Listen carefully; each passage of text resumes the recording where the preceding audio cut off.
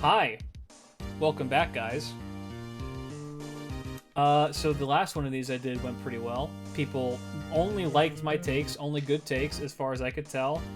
And I like doing it this way. I think doing the community-based thing was good. I will now, for people who missed it or have not seen the 5-star video, how this is gonna work is I'm going to present a case of who I think is the best in class for the 4-star units. And after I do it, I'll go through their skills, I'll go through what they do, and then chat gets to vote yes or no. Now, if they vote yes, that means that they agree with me. And then the burden of all the YouTube comments falls on them, not me.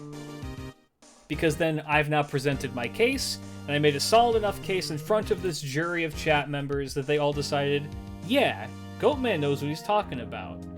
Now, if you disagree, if there is a more overwhelming amount of people who say no, then we're going to go into trial mode, where you have to convince me why I'm wrong. Now, that worked a couple of times, and there's a couple of characters on this list that I absolutely am willing to, go back on, because, there's a couple of difficult choices here. I'm not going to beat around the bush for that. So, I'm more than willing to work with you all, right? But you have to tell me why I'm wrong. Right? All right. Pretty simple, isn't it? So, I want to just address some things. A lot of people in the previous video were just like, you're wrong about archers. Archer is Gilgamesh because he's Gilgamesh. He does extra damage against a bunch of characters, to which I say, I don't care. Gilgamesh's kit is just fine, and he's only damage. Which, sometimes you do need just only damage. But using another character like, I don't know, Tesla, pretty good. Pretty good character to have. You just sit around. I'm not arguing with this anymore because I'm right and you all said I was right.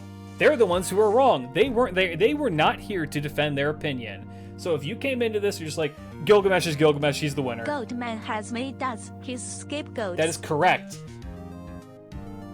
People who are just like, Gilgamesh is Gilgamesh, he's clearly the winner, should have been here. Should have made your voice heard. You missed out on the election. You decided to sit back, and this is why the country is the way that it is. And by the country, I mean the Twitch chat. It's all on you. So, if you'd like to participate in these, twitch.tv/klidge radio. It's linked down in the description. I will announce when we do the 3-star. The 1 to 3-star one, probably be in about 2 weeks. So, let's begin, shall we, chat? You may use Tammy once again.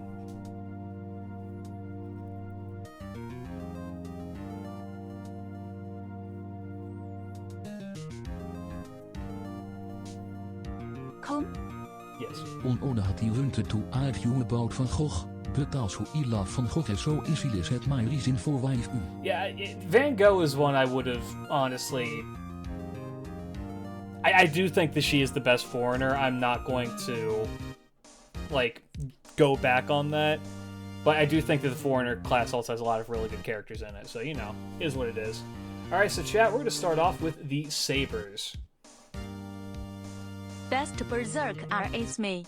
Wife. Yes, sure it is, Tammy. Alright.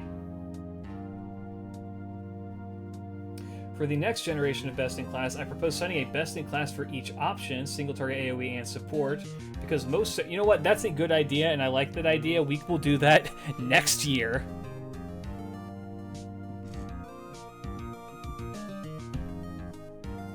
It isn't democracy, it's an insane asylum run by the Rat King. You're getting it. You're getting it. You're understanding now how this works.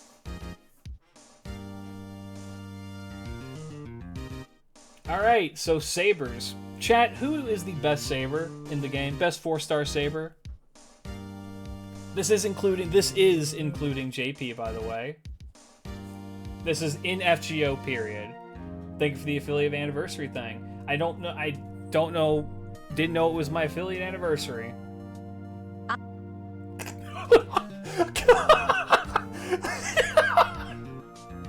Why did she do that? Why did she do that?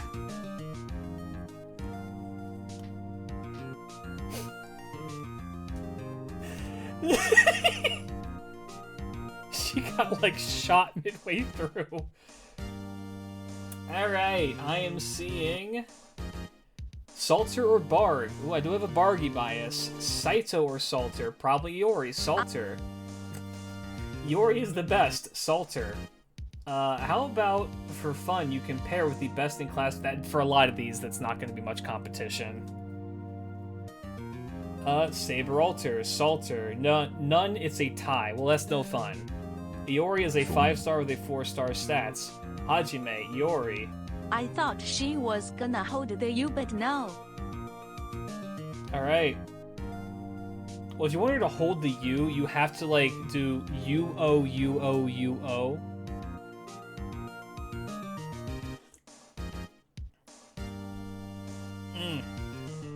Alright.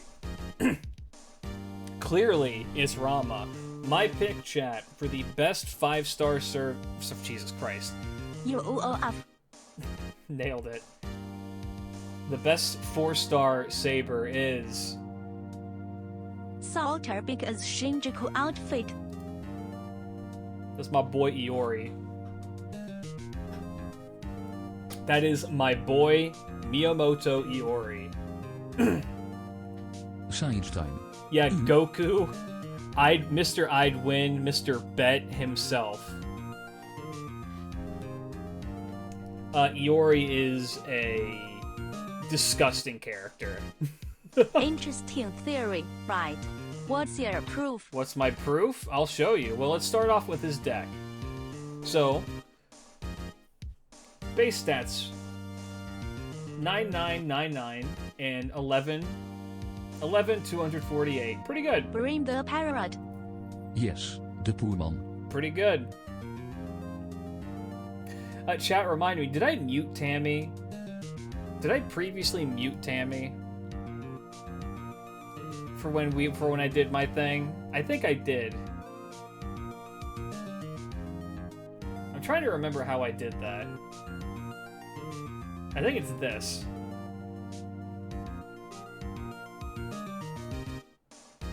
Gotcha.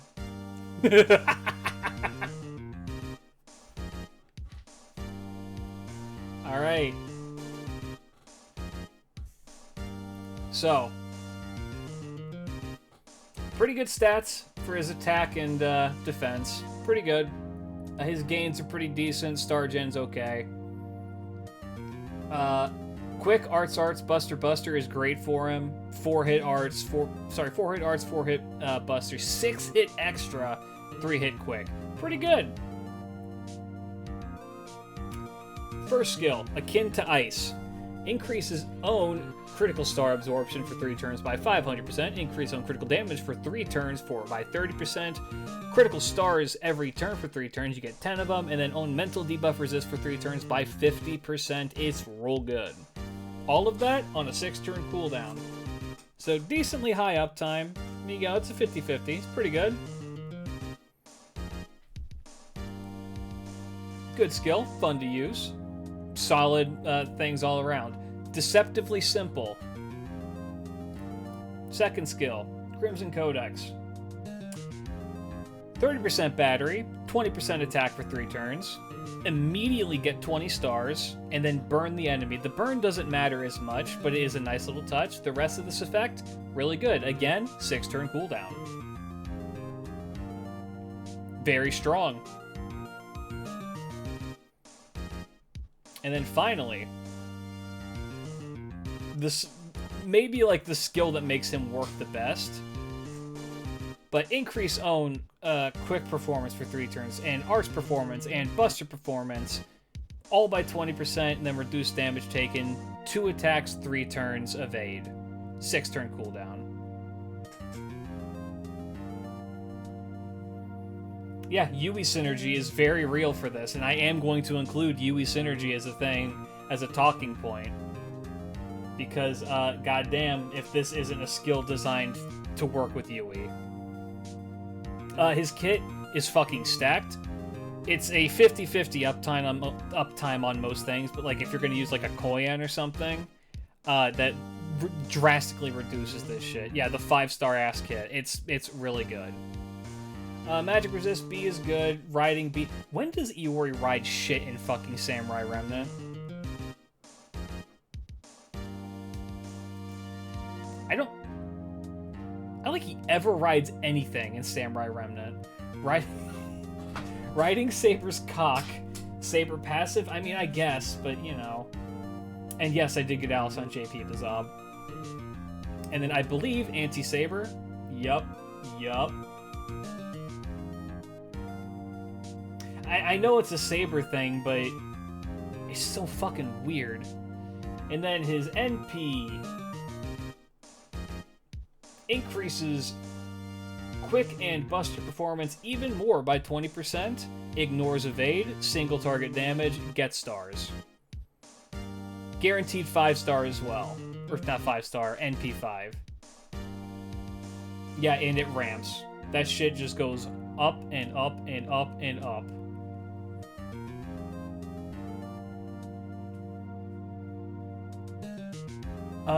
Yeah, he's just a 5-star in a 4-star's clothing. He hits well above his weight class. His entire kit flows perfectly with itself. Like, even though he is a Buster Servant, Buster NP, I mean, you can just kind of use him with anybody. He's more of a... I would argue he's more of like a crit servant than like... No, that's not really true. He just puts out insane amounts of damage. He's a great boss killer. Just good. He's just good. Yeah, he's not just a face card servant. He does face card damage. He does NP damage. He gets his NP relatively quickly. He plays nice with one of the better 4-star supports in Yui. He can play nice with most of the meta supports as well. Like, they all help him out a lot, and even a lot of the budget ones. He just works. It just works. He's just... Like, they made a perfect servant. They made a perfect Saber servant. It's ridiculous. Yeah, I need to take him to 100 on JP sooner than later. But yeah, no, he's great. Alright, chat. Tammy is unmuted. Let me throw up a poll for you.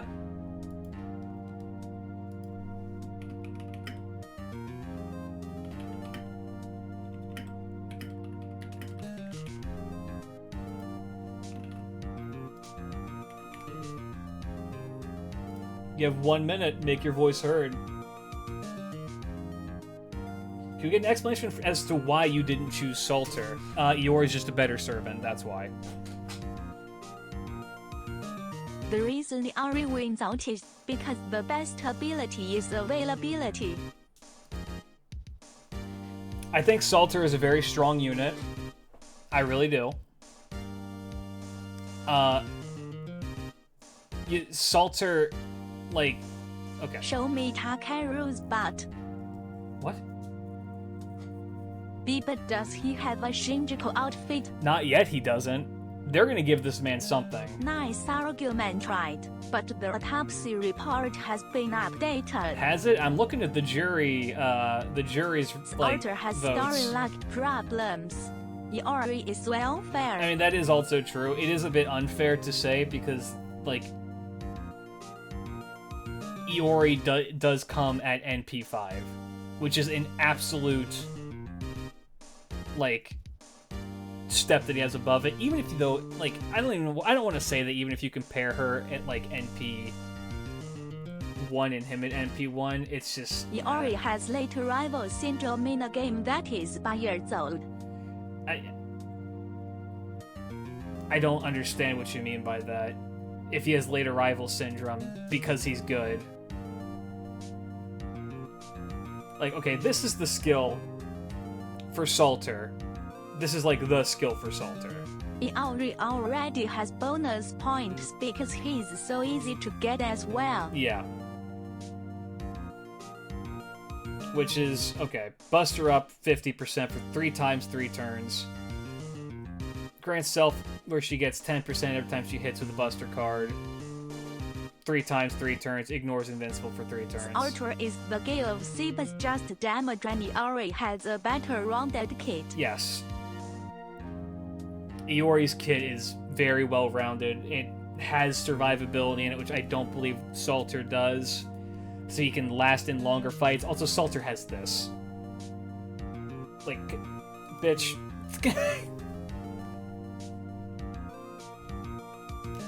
Yeah, Fuyuki. That was a Fuyuki event, by the way, with Lost Belt spoilers in it.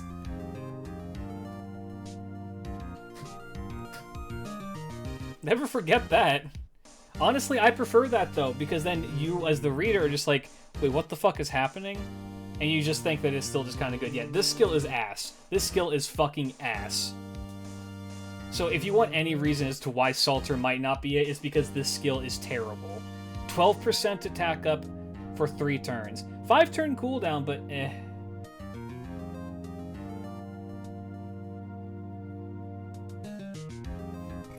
That's gonna get, I mean, if we're gonna do theory crafting like that, then fucking Benkei is the best servant in the game, because they're gonna make us that his taunt never goes away and he has a necromancy type guts that shuffles every time he's hit, instead of it being decided at the start of the fight.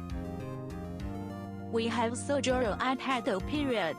Alright, well, chat agreed with me, they voted yes. Now we're on to the, maybe the most complicated one. I think the biggest selling point of Ultra is Bansi though. Okay, well, okay. You know what? Ultra art damage her 5-star equivalent in her role while the Scurry is more or less on par with the Ari.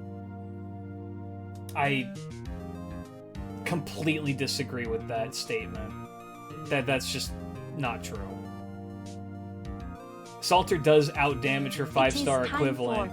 But then she just dies afterward. And also saying that Salter is better because she has a better bounce. Ultra and the Ori are like exact opposite of each other, and Ultra is more for all fights than STTBH. Yeah.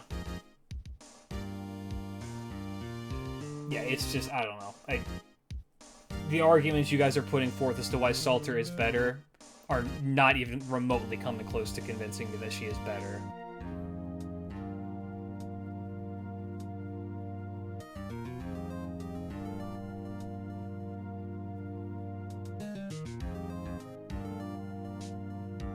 Her role is farming? Yeah, well, that doesn't mean anything for me. Maybe I should have said this up top.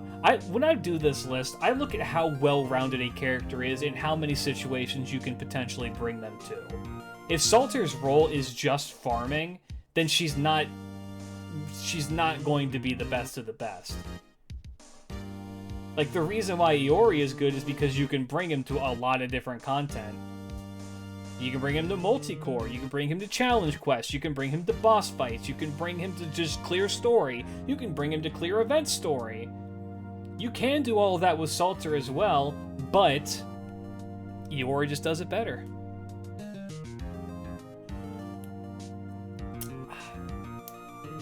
Yeah, so the issue with archers is that there are 4 archers that I think are, like, the best. And so now I'm, like, in this position where I'm like, I have to pick one. So chat, who is the best 4-star archer?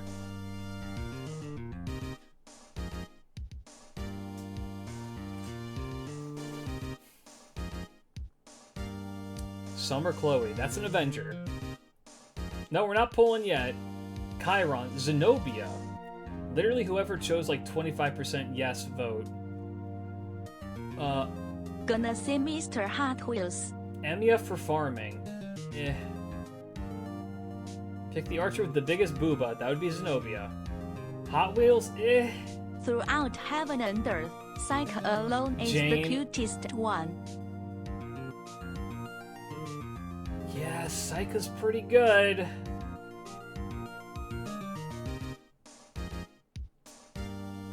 Obviously, it's Nobu. Oh my god, how'd you... Damn, fucker got it right. I think it's Fuji now.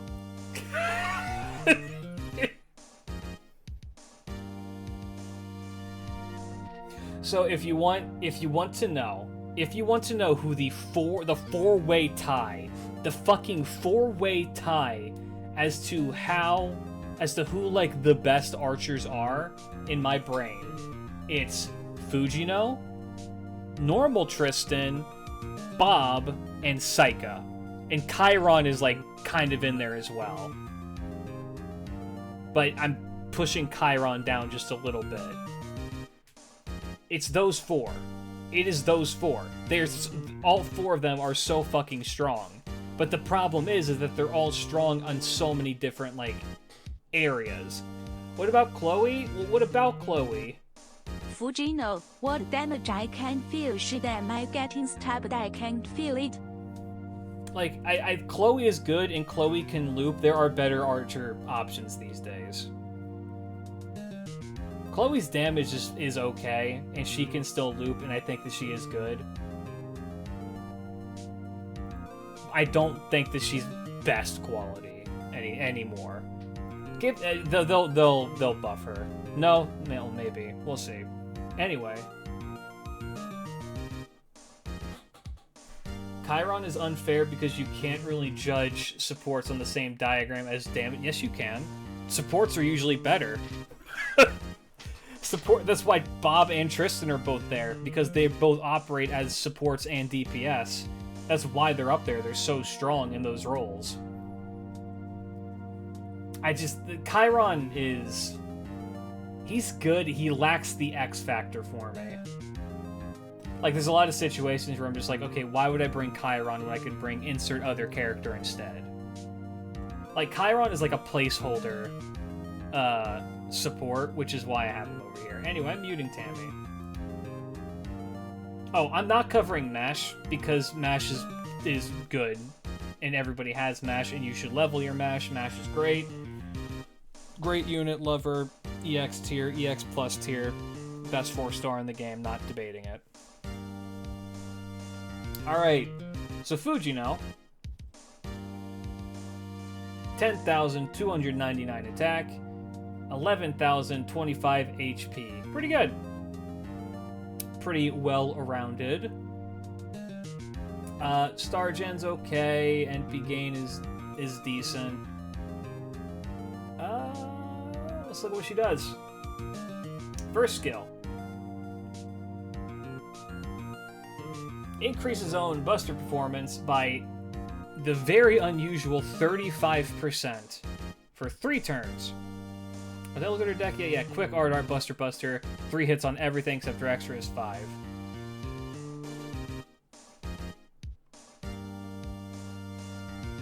And then NP gain rate for 3 turns, 30%. Ignore defense, fantastic, lovely, 3 turns, 5-turn cooldown. That's fantastic. That's an amazingly well-rounded skill. You love to see it. Gives her better gain, gives her better damage, breaks through defense. It's fantastic. Second skill. This one was just updated. Ignore evasion. 30% battery, make 15 stars, 5-turn cooldown. 3-turn ignore evade, I should specify. The battery is nice. I wish they'd done more with this skill, but the battery is nice. I mean, it's a 30% battery. It helps her out because her gains, even with her first skill, are kind of just fine. There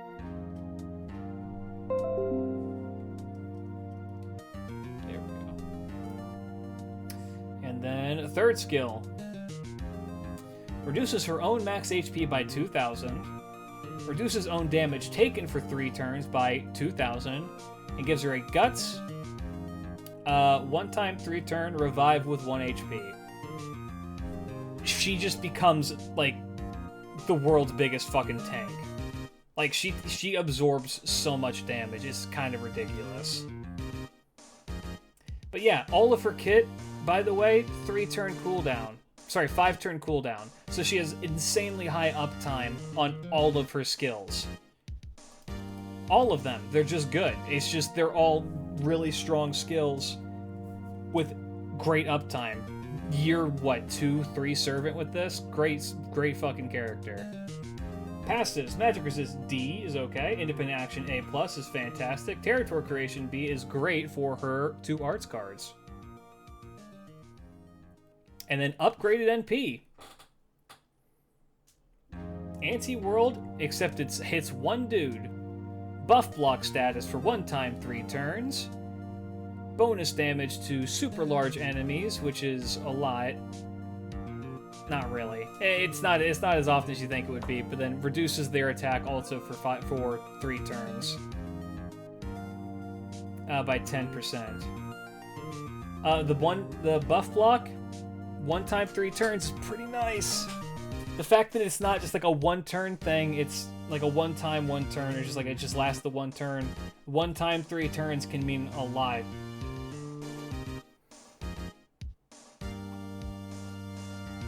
So the one mark I have against her is how fucking hard it is to get her. That's the one thing.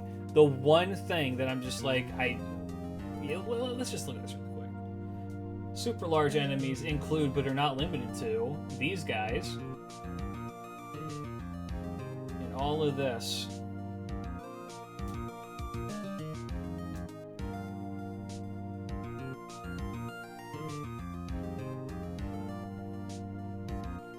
It's essentially just Big Boss. Big Boss wave people.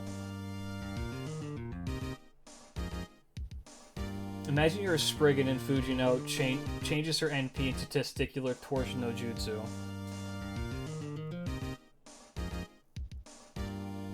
I'm surprised Frog Girl is not here.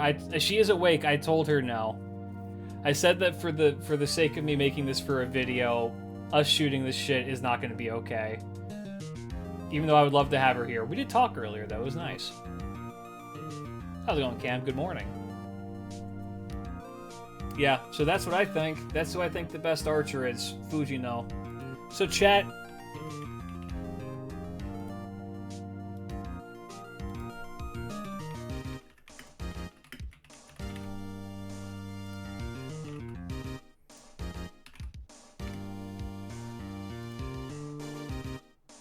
Is Fujino the best archer? The best 4-star archer? Yes or no? If you're tabbed out, this is a perfect time to make your voice heard. Do you agree with me? Do you disagree with me? If so, why? I can't believe you hate us? Yeah, I know.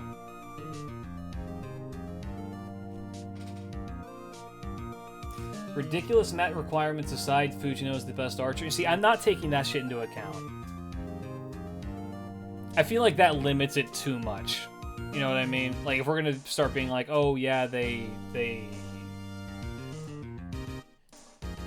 cost an arm and a leg to level, it's just like, well, eh. Yep. It's looking like Fujino is way ahead. Damn, a lot of people agree with me on that. Alright, nice. Forgot my pudding and fruit cup this morning, so I bought a Cliff Bar and it looks like cat food. Damn. My thoughts on Saika. Saika is insanely powerful, are my thoughts on Saika. Let's take a look at her, because she's in my, like, honorable mentions alongside the Tristans. But Saika is really strong. Like, really strong. So, she has a lot of hits on her cards. Quick, Art, Buster. She has 3-turn Ignore Evade, increases party's critical damage by 30%, and then a 30-star Star Bomb. Absolutely fantastic. Second skill, 30% Buster, 30% Quick, 30% crit damage for herself, 6-turn cooldown. Also fantastic. And then she has a Taunt with an Evade that increases her NP generation when hit by 50%, and then 20% NP battery off rip. Also, so all of her skills are a 6-turn cooldown. And then she also has decent passives. Item Construction Gun is kind of cool. because it helps out her one art card to be better.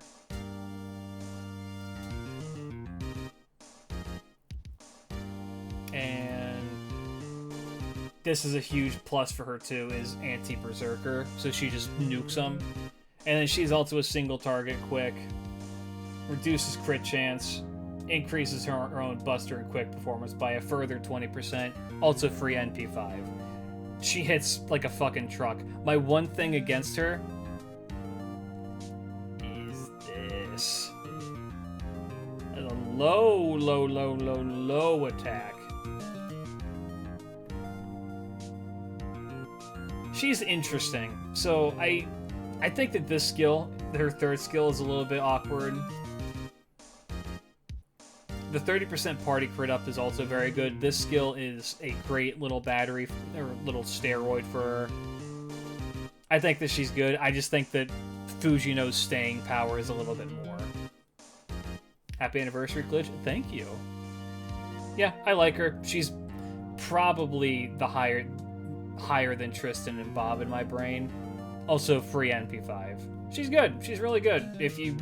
When she comes to NA, yeah, she might get a couple of grails just because fun. Fucking EP, damn. Who is this and why is she so cute? This is Saika. And this is Saika.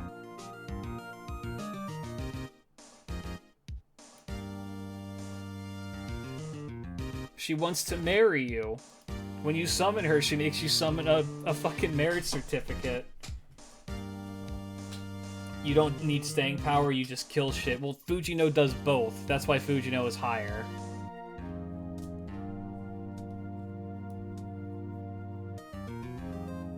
Oh, I never unmuted the bot, did I? Well, they'll never know what you said unless they read the chat. Alright, next, chat, we're gonna do Lancers. Who is the best? Please tell me this isn't a welfare. That was a welfare. Who's the best Lancer, chat? Best 4-star Lancer. Percy, clearly Neza. Percy, Kagetora.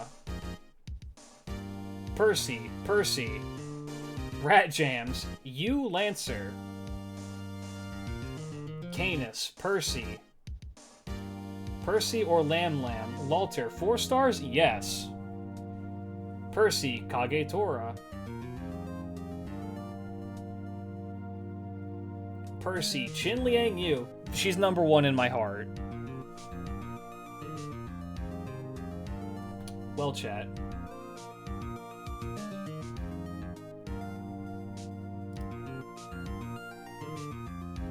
It's your boy, the Serval.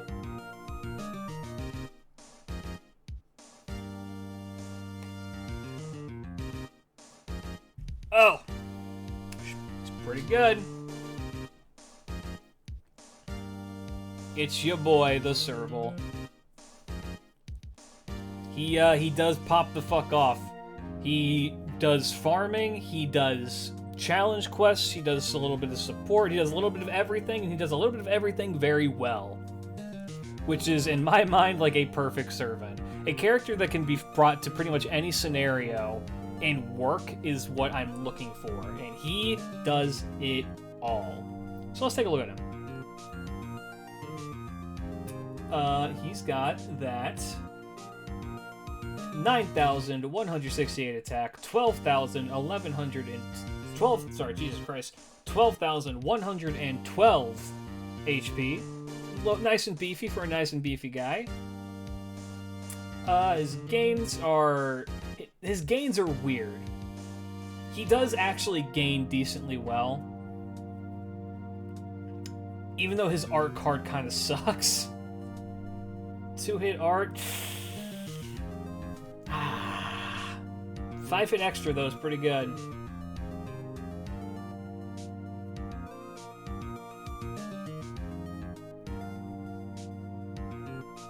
Let's take a look. First skill. Protection from the Holy Grail. I love that it's protection from the Holy Grail and not protection of the Holy Grail. This motherfucker does not want that shit near him.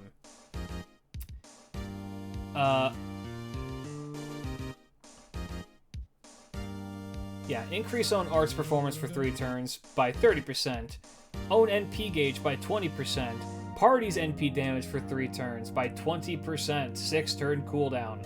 Great, it helps with his looping. Gives him a nice little battery and a little bit of extra damage. He's not a character that lives and dies by his looping, but it certainly does help him. Second skill. Guardian Knight, Holy Lance.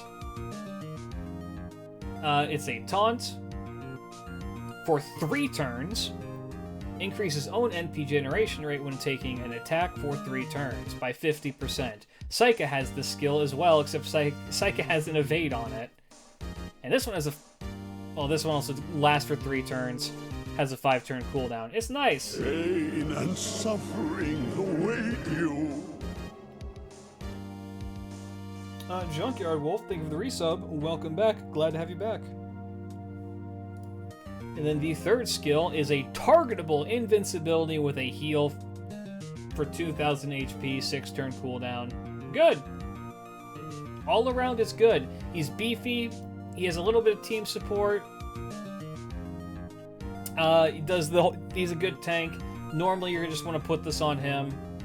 This third skill on him. It works out well. This actually gives him really, really good gains. Love to see it. This helps him out with his damage a lot. Pretty good. Alright, Magic Resist B++. Pretty good. Riding C+. Pretty good. Anti-Lancer. Yep, fuck dragons. And then... AoE Arts NP hits 4 times. Ignore Invincibility. Deals damage to everybody. And then recovers the lowest HP character's HP by 3,000. And then also he has an NP steroid on him for when he does his thing. Good. He's a very strong character. The bot is now unmuted. Somebody asked me about Grand Servants. I saw that. If you can make any character a Grand Servant of their respective main class, as in what they originally are and most notably summoned for, who is it and why? It is Leica as the Grand Foreigner, and that is because cute dog. Does the NP hit hard? Yeah, actually. It hits decently hard. It's not like the most insane damage in the world, but he's able to hit pretty hard and pretty consistently. So it's like it's the Tesla thing again. It's just like, you know what, he can pop the fuck off a lot. And also he benefits from the fact that Castoria exists in the game, and she just makes up for that lack of damage with her cat. Actually, Percy has an attack of 9626 because of Lance are attack mod of V.05. True, that's right. Lancers have the pierce, the little stab. Yeah, pretty good. Good kit, good all around. He's a great tank. I mean, tanks are kind of a joke in this game, but I mean, sometimes you need them. Like, I mean, I unironically use Daeon still for a lot of stuff. Just because it's fun to have somebody who can eat 3 hits. A 3-hit... Don Quixote had one of the most interesting characterizations in the game. I'm sure he does. I'm yet to read through Trom because I've been too busy learning Paul combos and Tekken. If you spoil anything for Trom, I will ban you immediately. I'm not even going to ask questions. I'm just going to ban you. That's not at any particular person. That is to everybody in the chat.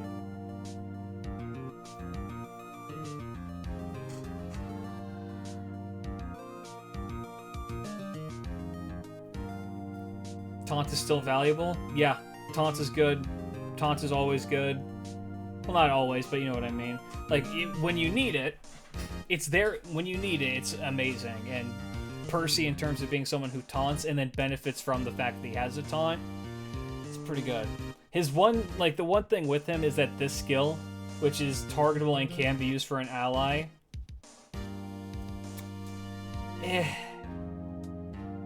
I could see this one getting buffed. I feel like it just doesn't... I feel like it just doesn't do enough. Targetable invincibility is decent. Damn, fucking nobody voted in that poll. God damn.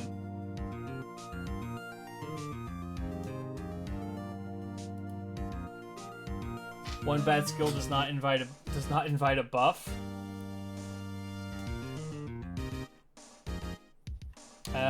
Just tell that to every character that's had a full rework. Alright, who's my honorable mention? That's a good question. See, the thing is that I think that Percy is just kind of, like, above most of the rest of the Lancers. I mean, I'm a big fan of Canis. I think that he pops the fuck off. Problem with him is that his fucking... He just doesn't do enough. If he had a better, like, crit up on him or something like that, he'd be way up there. Consort Yu is pretty good. Her one weakness is that you have to be fighting males for her to, like, really work.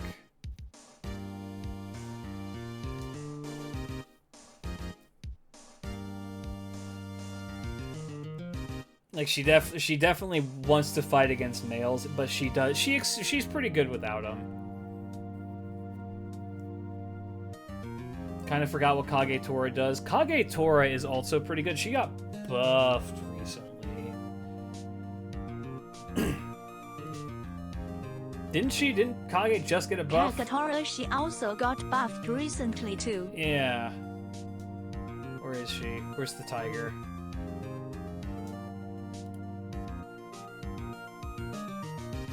He's a crit servant disguised as an AoE Buster Lancer. I mean, yeah. The way how I use Canis is that the way that you use him is that you just, you treat him like a single target unit and you just burst people down. I hate that I watched your Raiko Lily lore video and I barely remember anything, not even the proper name. Hey, fair. Yeah, this is the one that got buffed. It is an Arts Up. It is a Star Absorb. What was it originally? 30% Art Up, 500% Star Absorb, and now it's a 30% Art Up, 500% Star Absorb, and a 20% battery. Pretty good. Does she? No, she doesn't.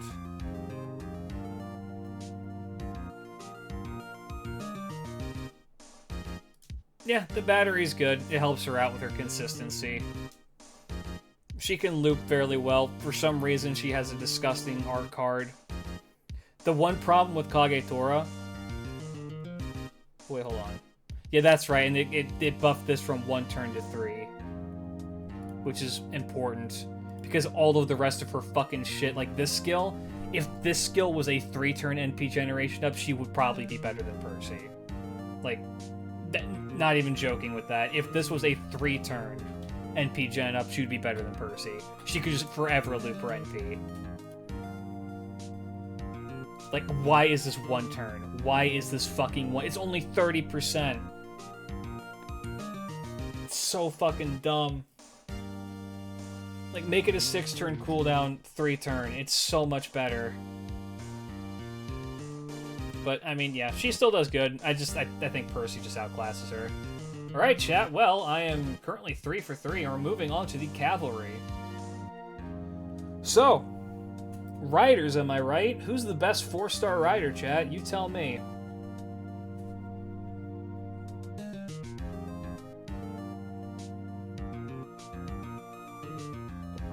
Lizard, Liz, Habernian, Liz, Murasaki. Murasaki is a sleeper one. Habernian, Habby, no contest. Habby and Liz. Habby, Liz or Habby. Ryoma, Habby. Liz, Kentucky. I like seeing people be like, Liz, and then everyone's like, Habitrot, and they're like, oh yeah, Habitrot exists. And she's also the number 1.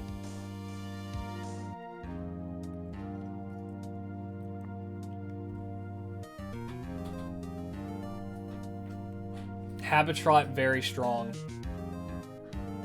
Summer Mordred. Habitrot does everything that Summer Mordred does, but better. The only thing that Habitrot isn't is a cute tomboy. Sorry, a cute, human-sized tomboy. Even though Habitrot is kind of tomboyish. And very cute. You know what? Well... My favorite hydrogen baby. I know, I love her. Alright. So Habitrot, base attack, not great. 8,642. HP, 11,760. It's just okay. Her NP gen is okay. It's pretty solid. Dressmaking is a very feminine pursuit. How is she a tomboy at all? Your occupation does not influence your personality.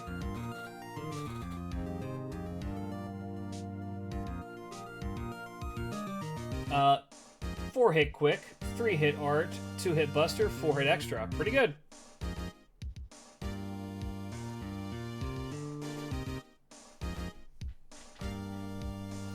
Also, I'm gonna assume that you've not played through Lost Belt 6 because, oh dear God, she is very tomboy.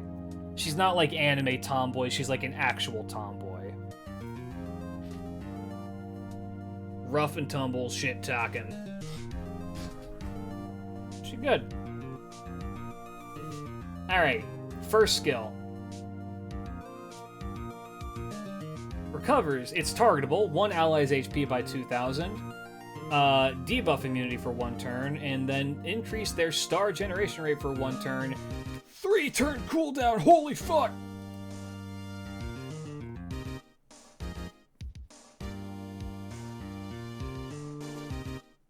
It's a good skill. It's a really good skill. Pretty good. Pretty good. It's a fantastic support skill. It does a lot for a character. 100% star gen up. It's only 1 turn, but I understand why. It's a 3-turn cooldown. Yeah, and it's a targetable 2k heal and then 1 turn of debuff immunity. It's great. Second skill. 80% battery, 30% art up for 3 turns, 500 damage to self, 7-turn cooldown. Like, she hurts herself for it, 2,000 damage, it kind of sucks, but... I mean, if you're really desperate to keep your Habitrot alive, just do this. 308 quartz, no cream but Drake. Damn. R.I.P. Great skill, 80% battery. If you somehow have her second append open, that's a 100% right there. It is great. And then the art up is a nice little bonus. Last skill, the one that kind of makes her, like, really makes her her. It's targetable. You give it to 1 female ally. They get invincibility for 1 turn. They get the gut status for 1 time, 5 turns, that reses them with 5,000 HP. That's big guts with a long ass uptime. Grants them healing regeneration buff for 5 turns. Removes their ailments and debuffs. Sorry, removes their ailment debuffs, which is just dots. And then it kills her the next turn. It will kill Habitrot the next turn. The cooldown does not matter because she dies anyway. Unless you're using it on her. Unless you're like somehow keeping her alive or like a guts weird thing. But it's a great skill. This has amazing solo challenge quest like potential. Like, doing this on a character in a challenge quest and just that you're wanting to solo with is so good. That guts is so good. I used Habby to beat the CEO of Water, for God's sake. It's great. Great skill. Oh, she is a fucking amazing kid. Riding C, she's got those quick cards. Item construction B, debuff success rate by 8%. And then Fey Eyes. Takes less crit damage. Sorry. Is less likely to get hit by crits. Pretty good.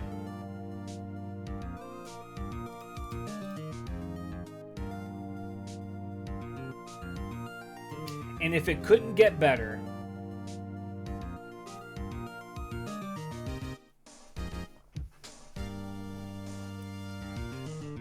Anti-Berserker.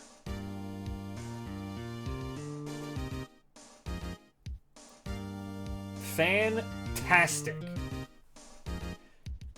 And then finally, she has NP damage up for herself by 30%.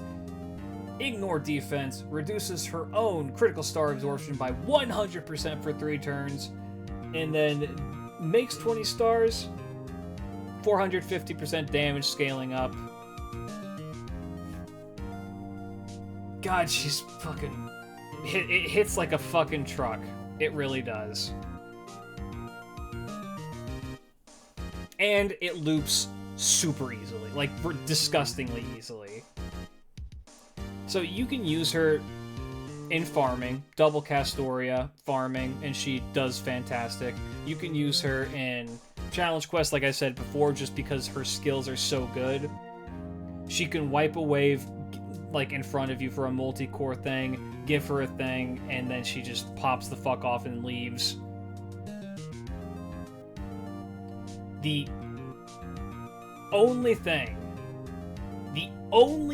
about her that is bad is that you have to beat Lost Belt 6 to have her. But you're guaranteed to have her if you did. It is a guaranteed servant that you're going to have if you've progressed far enough in the story. And for a free servant that's also in the friend point gacha after you beat that, this is ridiculously good.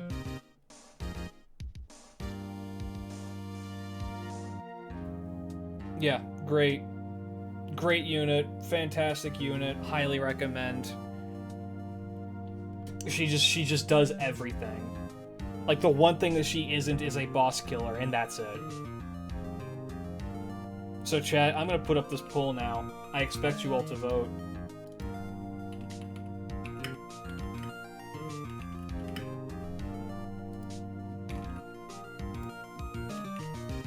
Make your voice heard. Yes or no? No, the worst part is having carpal tunnel after trying to summon her. Real. And sadly, Liz, although free, does not have a rerun, is not in the Pilgrim store yet. I'm not counting that against her, because I put Fujino up and she only has, I think, 3 banners ever.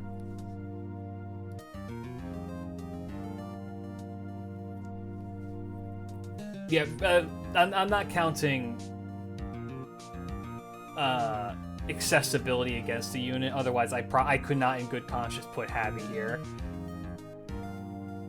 because it's just being that limited it is an issue. It can very well be an issue. But I love her. I use her all the time. She's one of the characters I'm working to get to. I plan to get to 120 on NA eventually. She's worth it. She's absolutely worth it. She's just so fun.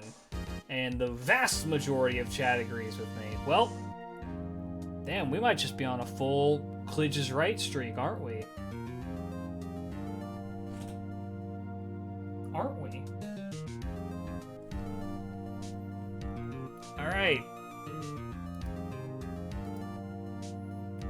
Well, next up is casters.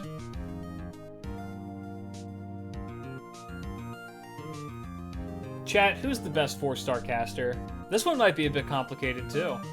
Hard to say. There's a lot of good ones.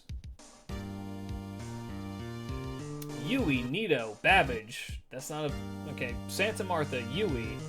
Not Medea sure, thinking Lily. Yui. Medea Lily. I don't know what the fuck you're smoking. Is this... If this is Yui, it will be biased. Rats, Nito... Rat, Martha, Yui, Santa Martha, Yui, Rats. I don't know what that means, but thank you. Actually, I do know what that means. It means happy affiliate anniversary. Thank you so much. I'm sorry I butchered your beautiful language. Nito, Gil, Yui, Cersei. The only ones I use are Gil and Sieg, Cersei. It could also be Cast Gil, though. My real answer, Nito, Piggy, Nighty LMAO, Helena. Helena spelled incorrectly. Sieg, but nah, Mozart. That's my favorite 4-star unit. The answer is...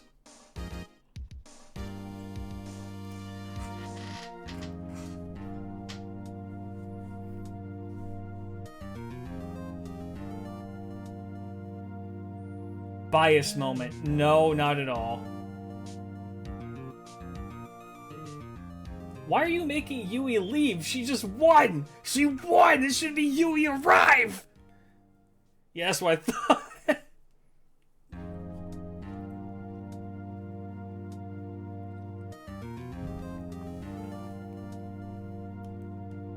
Alright. Totally not biased. Actually, no, not at all. So Yui has terrible attack and really good HP.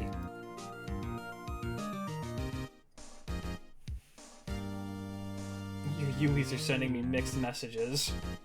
Gee, who could have seen this coming? Yeah, I don't know, man. Yeah, her gains are okay. Her star gen is just okay. She's good. Quick, 4-hit quick, art, buster, 5-hit extra, pretty good. First skill. Mute Tammy. 3000 HP guts, 1 time, 5 turns. Recovers own HP every turn by 1000. Debuff immunity for 1 time, 3 turns. Amazing skill.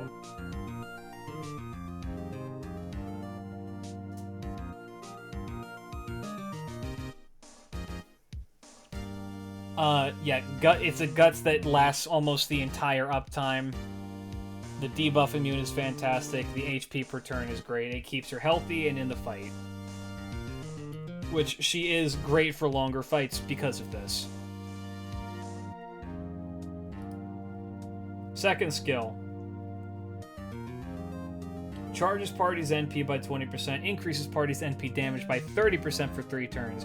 Get critical stars every turn. Get 15 of them. Reduce all enemies' attack for 3 turns by 20%, 7-turn cooldown. Helena is fucking crying. Helena is weeping right now.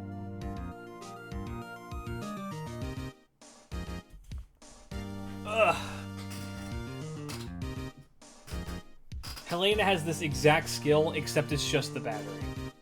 Imagine if she doesn't get like an update for like the anniversary. You know how they do that? Like they do like the full like 14 servants get like a new thing changed to them. Helena's fucking thing better get changed because god damn it, it's so unfortunate that it's like that. Third skill. Magecraft Elemental. Targetable 30% arts up. Targetable for 3 turns. Targetable increase critical damage for 3 turns by 30%, and then she gets 30% battery, 6-turn cooldown. Item construction C+, 7% arts up is great. Item construction C is just okay. Anti-Avenger, Anti-Caster, ooh. And then her NP is the thing that makes her disgustingly overpowered.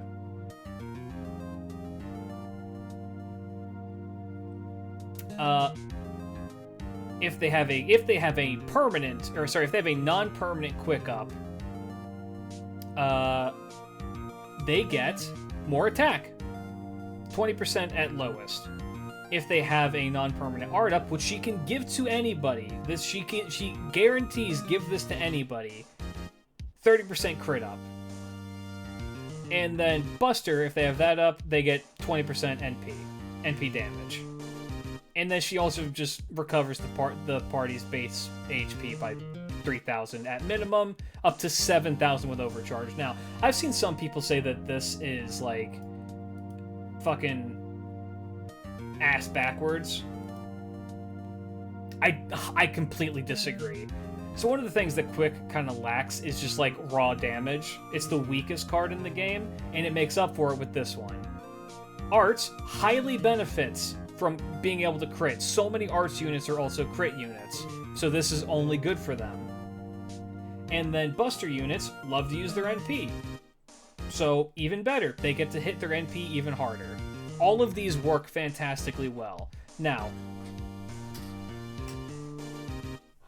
Yui is a universal support that can be brought anywhere and just works perfectly. And I use her in everything on JP. Literally every fight. Every fight that I can, I bring her to it because she's just that good. How many characters, how many servants have just, I don't know, even just like a mana burst or like a quick up, or usually nowadays the dual up, pretty common. Characters like Scotty, pretty common, just on a support list that you can just give that to somebody. Cover the bases that she's missing. It's just that easy.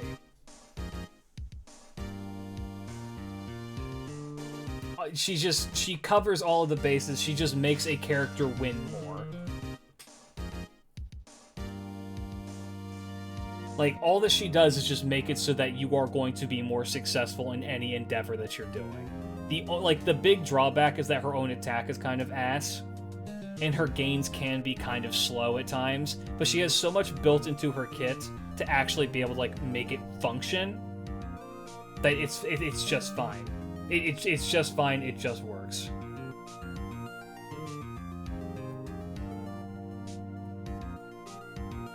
Like, okay, if you want an example, just, you know, with the Hector quest, somebody in my comments was just, I did 700,000 damage with that, and I was just like, okay, that was a lot of damage, goddamn. Somebody's put in my comments, hey dude, you know what you should do? Just put Yui in. It'll increase your damage by double. And I was like, really? And I did it, and it did. It's just that easy. It's just that easy. She just makes you hit more and better. So chat.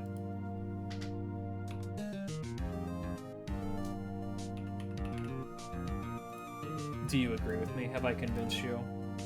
Is Yui wife best caster?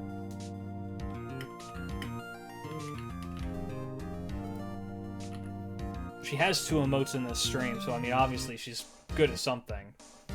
Cast your vote now, fellas. Is Yui the best 4-star caster?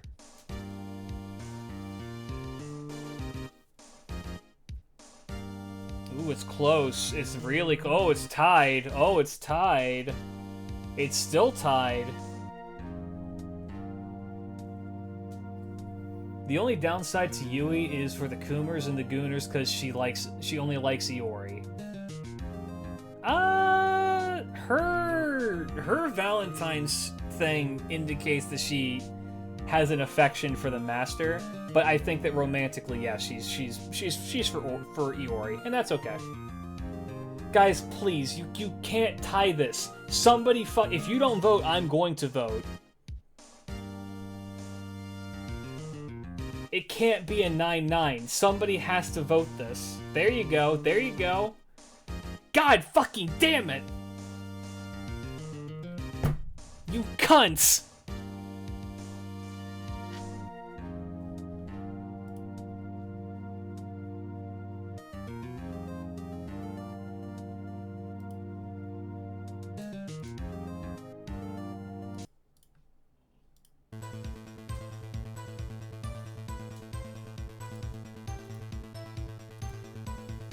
Well, let's hear it, chat.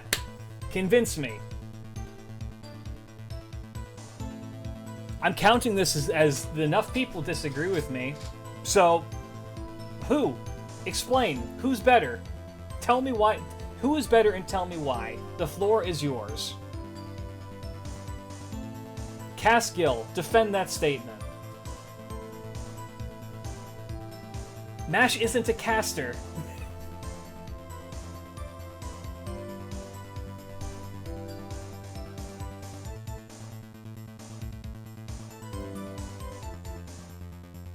Liz, cause fuck it. Okay, well, this is why democracy doesn't work.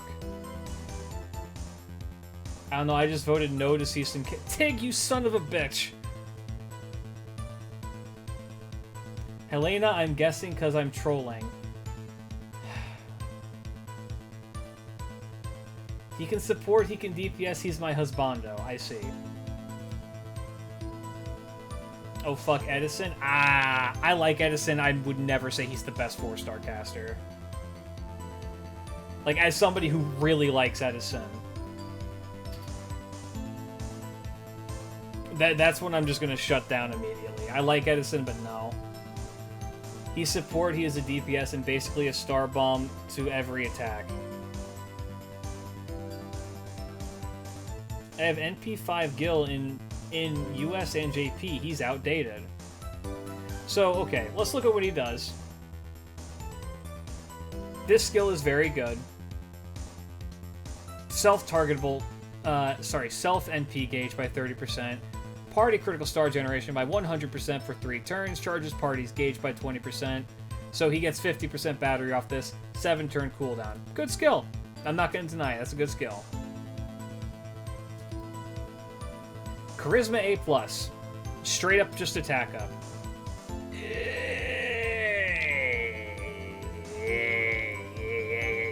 I'm not even going to give this is just an okay, I guess. This is a very good skill. And just so you know, by the way, chat, my anti-Gil bias is only for the Archer variation. I like Caster Gil. This skill is bad. This skill is bad and outdated. Raw attack up is no longer the way. And then art up by 30% for the party. Debuff success rate for 3 turns for the party. Also, I like how you guys are saying that he does damage when his NP damage sucks ass. And I know it does from experience. His NP damage is terrible. It does have good effects on it, though.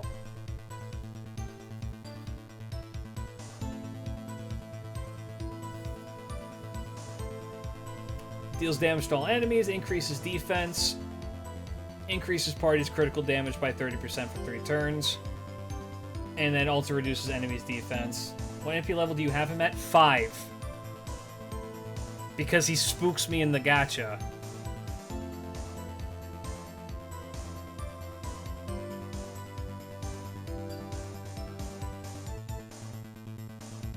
UE, I don't think it's the best cause of the fact her NP needs the M card buffs to be fully effective, otherwise her NP is just a heal, and even then. Also WTF chat, if you want to compete it, that's Helena. I think that the argument of her NP is bad unless the people have buffs immediately goes out the window, because you wouldn't use her NP unless you had the buffs. Like, what are... Yeah, of course you're not going to use it for just the heal. You're going to bring her in a situation where characters can benefit from her NP. You're not going to use a Castoria, like... You're not going to use a Castoria NP just to use it. Like, just because you have it. You use the tools that you have when you need to use them. Bad faith argument moment. Kind of, yeah. I understand what you're saying. But it's just, yeah. Yeah, I've already said it. Same can be said with Castiel. You don't use his NP for the damage. I mean, yeah. Imagine if her NP worked if a unit had, like, madness enhancement, territory creation, or writing. That would make her the best servant in the game. she would be disgusting. I feel like the NP is mostly for either a middle wave or gets the buffs from not necessarily for damage, but the low damage is fair. But then again, you can say you cannot compare to Helena. That's for more casters. Oh no, I mean I don't expect him to do. I don't expect him to do like insane amounts of damage because he's the support. He's not the DPS. I'm saying that people are saying that what my point is that people are putting him and being like, oh, he actually can DPS. And like, not really. I've tried using him as a DPS. He's just fine. The extra effects on it are good. But, yeah, I don't know. I don't like it. Also, I'm not going to deny that this is a great skill. The star rate up is great. It also relies on you using cards that are going to generate stars, and with a character like this, the most common card that you're going to want to be using is an art card, which doesn't generate shit for stars even with a skill like this.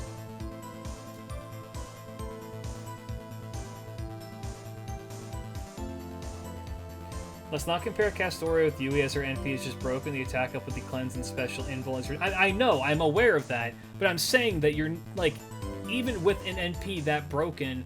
A little off topic, but which servant has the most passive skills? I think Alco does. But yeah, it's just, you're not going to use a Castoria NP just to use it. Unless you're like, I don't know, brain dead. Like, you should have a thought process behind using the tools that you have at hand and not just me MC full gauge, me M push gauge. I'll put him in an honorable mention, but I think Yui is just better. I think Yui, like, the buffs that Yui applies are great. They're just too good. Also, his cooldowns are... they're actually not that bad. I will say, I have Yui. I am leveling her. I am using her. But compared to Cersei, for me at least, Cersei has been working better. Then again, I'm a casual player. Look, man, I love Cersei. I really do.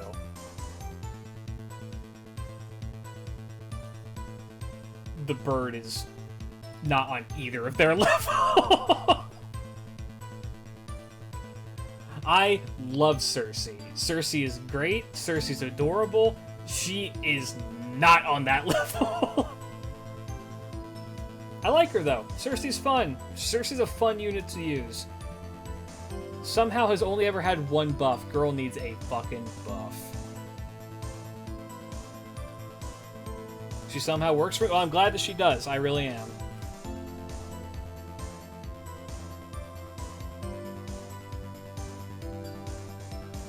FA? Bird up. Yeah, I'll put Gil in the thing, but am I prepared to die defending this? What, the Cersei is good, or that Gil is not as good as Yui? The problem I have with Yui is mostly what cards get what buff. Cause Quick gets attack up, Arts gets crit up, and then Buster anti up. I feel would have been better. Also, my big brain play uses Helena to get Rainbow on all the others and need Kappa. I mean, yeah, you can do that. I've already explained my reasoning as to why I like what is on the buffs.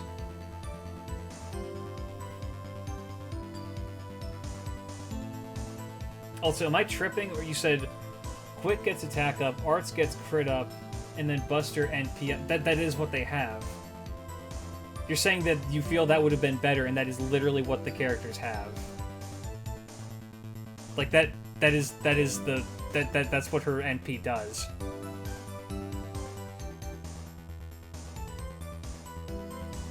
Your Honor, discrepancy. Still stand with Yui, but people love Gil so much you might get cooked in YouTube. People need to get off Gil's fucking cock. Y'all are a bunch of bottoms. I can talk shit to you and you're not gonna do anything about it. You just want somebody to be mean to you and you know it. You want someone to talk shit to you? Call your parents. Moving on.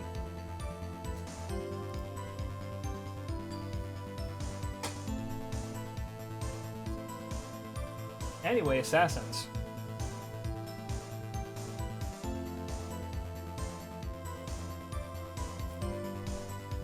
That might have been a bit too harsh. I kind of feel bad. If you like Gil, it's okay, but God, the amount of it's just the amount of people that I get comments from being just like, well, it's Gil, it has to be Gil. I'm just like,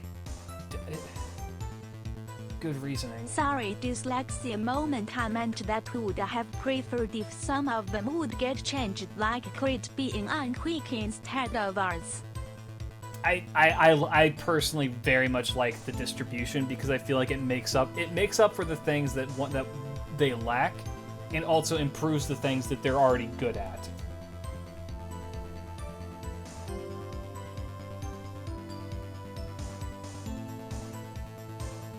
Alright.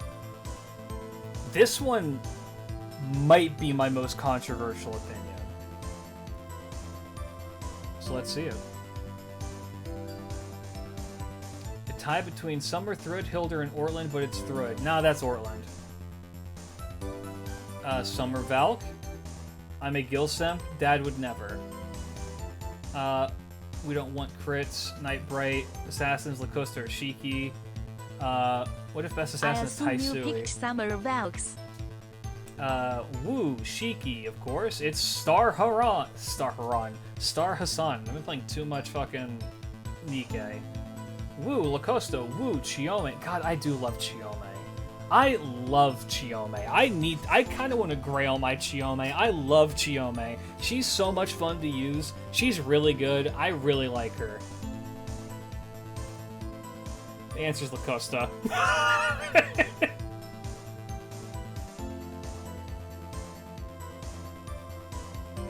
God, I love Lacosta. Ew, fuck off. Fair. That's what I'm talking about. This is just a DPS while Wu is both DPS and support. Yeah, no, I agree with that. I just like her more. Without blocking your ass into a poison shower Kappa. I just love her. I just love using her. She's so strong. She's so unbelievably strong and gets slept on so hard because funny poison gimmick. And I'm not... Wu is my, like, honor... Okay, my honorable mention is 2 characters. It's Wu and Shiki.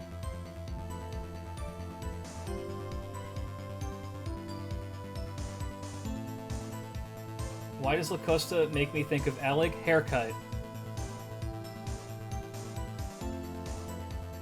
But this is the superior ascension. She is so flat. That's really fucking hot.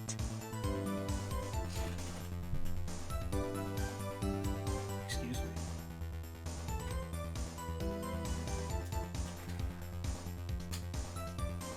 I can say the same with Wu, but people look at me badly whenever I show her. I mean, yeah, there is only one Wu Ascension, and that's Ascension 1. Alright, let's take a look at what she does. Great star gen. Except for the one quick card, which kind of sucks. NP gain is just okay. 3 hits on her. She has the caster deck. Art. 3 hits on him. Bust her up. 5 hit extra. My stream cut off. Why were you so close? Don't worry about it. For what she does, for how she operates, this is a fantastic deck. So, next.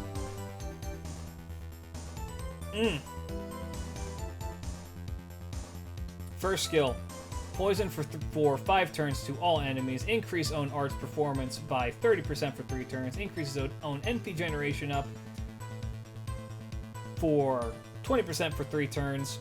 Fantastic skill for her. She utilizes this so much and so well. It's amazing. 5-turn poison as well is great. 6-turn cooldown. Fantastic. Second skill. Gives herself guts 1 time 3 turns. Reduces own damage taken by 500 for 3 turns. And then gives herself the poison recovery buff for 5 turns, which just means that she'll poison herself, and then she just heals off of it. It's fantastic. I need a lot of this character yesterday, so I shall be back after looking at said lore. I am currently recording that video and planning on editing it for this weekend. I was going to do that last weekend, but then I made the other video instead. Don't look up how she died. Next skill.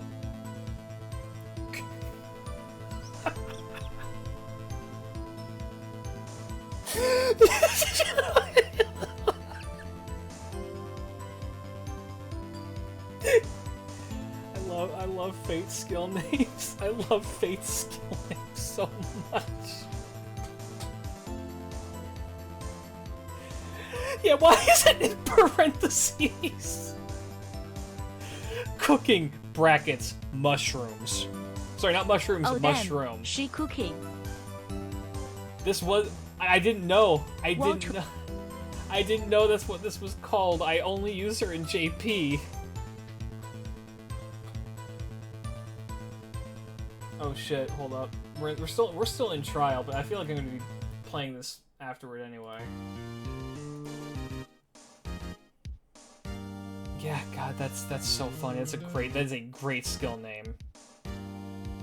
I didn't fumble. There's so many of them. All right, so it's a party-wide. It's another one of these. Party-wide NP gauge up 20%. But this one's on a 6-turn cooldown, so she's better than both Why Gil. doesn't Tamia have this skill? So she's actually better than both Gil and Yui. And then self debuff on attack for 3 attacks, 3 turns, where she just poisons a motherfucker. It does 300 damage. Honestly, that doesn't matter. And then 500% chance to inflict poison to self with 1000 damage for 5 turns. Oh, woe is you. You heal for 1000 then.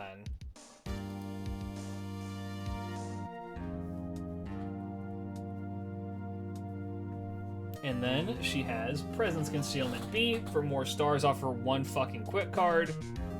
And then own poison debuff success rate by 20%. Increases own mental debuff resist by 10%. Fantastic. Anti-Saber, because we're kicking little Ku. And then her NP is a single target art. Inflict poison with 500 damage for 5 turns to 1 enemy. Happens first. It deals damage to them with that scales with the amount of poisons that are on them. Up to 10, so it can do an extra 150% damage, but at base is the extra 100%. It gives them toxic, so they take even more poison damage for 5 turns. It deals a lot of damage, and then also increases her arts card effectiveness, and then she can just loop this. She can just keep on doing this and making it happen over and over and over again. So Wu is an objectively better servant in terms of being more well-rounded. Lacosta is very much a hit thing. Me hit thing hard, and then me also survive pretty well because of my skill. She does offer the 20% battery, which is good for the team, but, I mean, a lot of characters do that these days. She is effectively a looping DPS that doesn't need that much help to do it. And I like the fact that she has poison. I don't know. I like it. I dig it. I very much like the creativity and the design. I use her a lot in JP. She's my go-to single target assassin. Puts out great damage. The dots thing's fun. She's fun to use. I'd say her one biggest weakness is that she has a guts, doesn't she? Yeah, she has a guts. She has some survivability. Her one thing is that she just doesn't help the party too terribly much. But in terms of not AoE, in terms of being a DPS assassin, her only competition is Shiki, and I would argue that Lacosta operates just as well, if not better than Shiki in a lot of contexts. So chat. Look, what other 4-star assassins would you use? I have Gramps, and I use her over Gramps.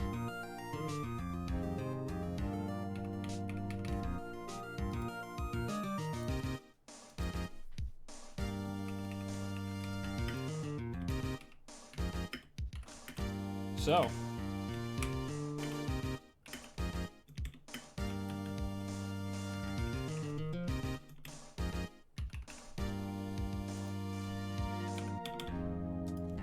Gramp Season K4 Star Assassin. I didn't say 4-star assassin. I said single target assassins. I use her more than I use Gramps on JP if I need a single target assassin.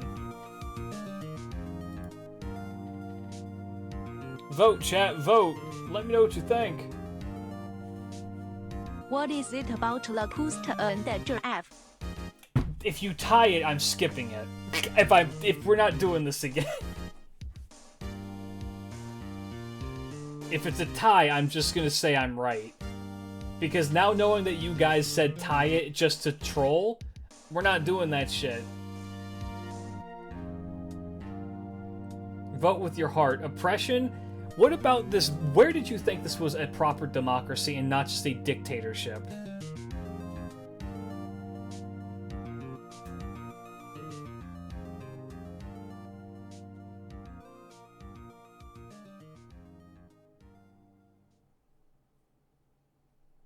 Well, look at what you did. I want you to be honest, damn it! Alright.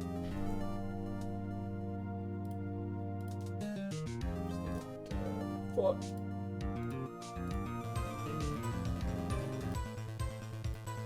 Alright, let's see it.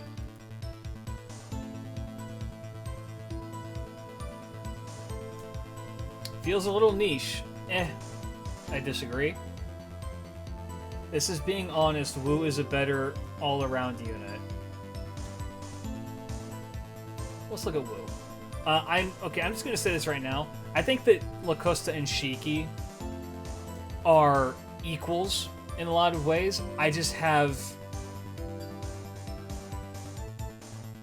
like using Lacosta more. I find her more consistent. Fast, well-rounded servant, but Lacosta ain't rounded and Wu is way more well-rounded Kappa. False. I said I tend to go for characters that are more well-rounded. That is what I try and base this off of. However, I'm permitted to use discrepancies because it's my fucking stream. But we'll look at Wu regardless.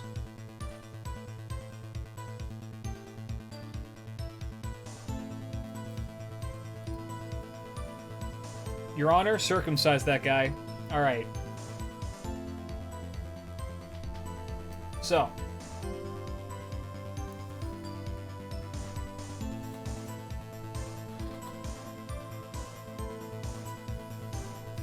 %. Defense. It's like debating with the moderator. Homie, I run the show. Alright, since we're arguing, I personally think Gray is the best assassin. I was gonna go along with Locusta because I adore Locusta, but since Chad did this, Gray. I respect the fact that you like Gray, but no. Gray is okay. Gray is a decent unit. She can put out some good DPS, but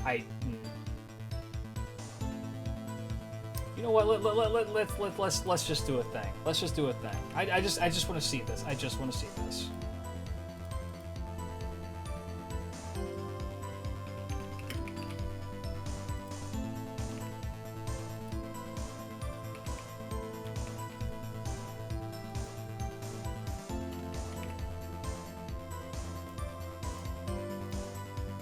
You have 2 minutes. Pick one.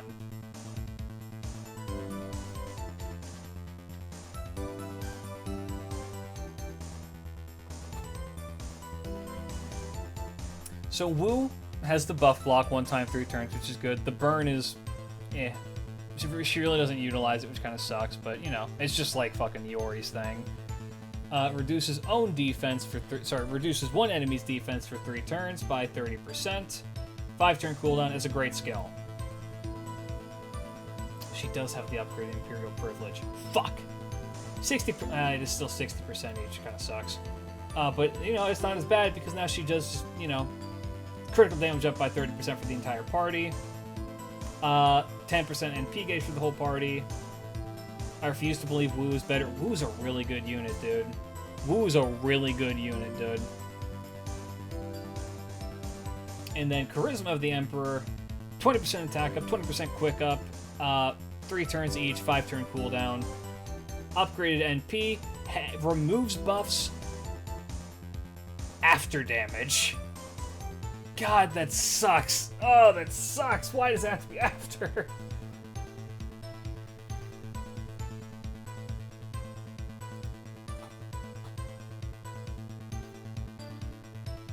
Yeah, no, Wu is good. Okay, I can see. You're right. You're right. You're right. I give it to you. Wu is probably the best 4-star assassin. I forgot how good that Imperial Privilege buff is. Klidge called Wu an emperor are not an empress. Your Honor, remove his horns. You can't do this to me. What have you done? What have you done?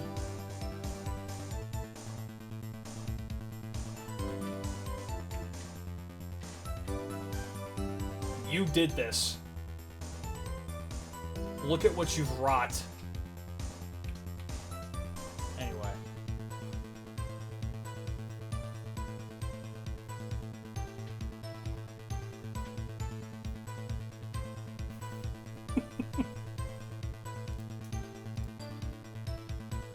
Yeah, no.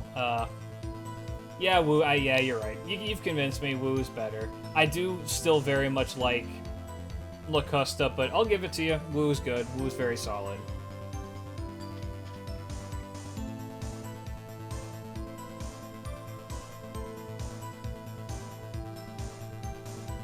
Alright, valid. Fair enough. Forgot that buff. I forgot about that buff. What we done? Symbolize saw Darthier horns with a chainsaw capper. It would have been nice if they had maybe given her some, like, buff success rate, but, you know. 10% is also not that great, but, yeah. It does a lot. The 30% crit up is great for her. And this is also just a really good skill. You know who she works well with? Lacosta. Alright. You guys win this one.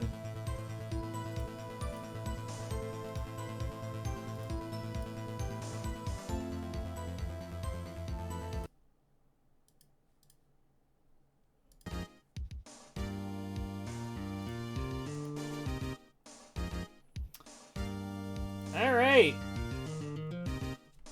Next. We're nearing the end of this one, chat, because unfortunately for a lot of these, there's just not very many options in the extra class. Best Berserker, go. Best 4-star Berserker.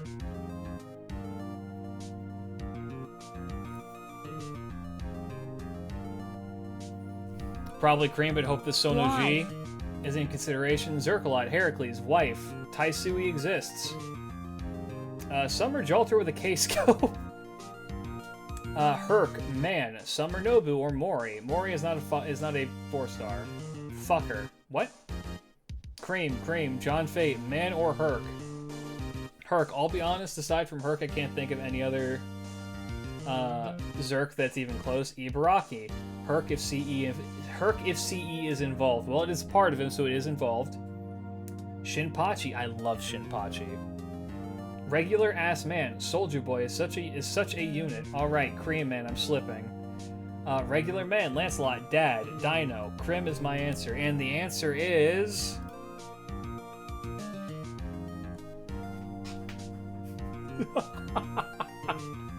Man. So I've already done the video on him as to why I think that he's really good. So I'll try and keep this one brief. So, okay. Another JP servant, are you kidding? Man, wife. If anything, it just means that JP's got the good shit coming up. I love him. I've used him a lot since his release. The greatest hero, normal man. Now, I'm just gonna nip this in the bud right now. I do still think that Herc is, like, directly tied with them. I genuinely do. Because they both fulfill different niches with the Berserker class. But I think that, you know, they're both equal in power leveling. They're great. So let's take a look at what he does. His base attack, it's okay. Base HP, also just okay. It's good. His gain is decent. His star gen it doesn't really matter. 4-hit quick, 3-hit arts, he's got 2 of those, and 3-hit buster, got 2 of those, and a 5-hit extra. Pretty good. First skill. Art and buster up for 3 turns, 20% each. Can't argue. Silence, Fox!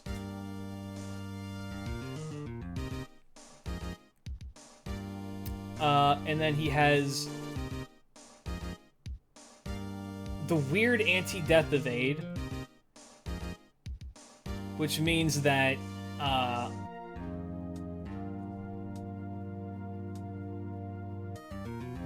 sorry. Madge. Sorry. Domestic abuse. I'm sorry.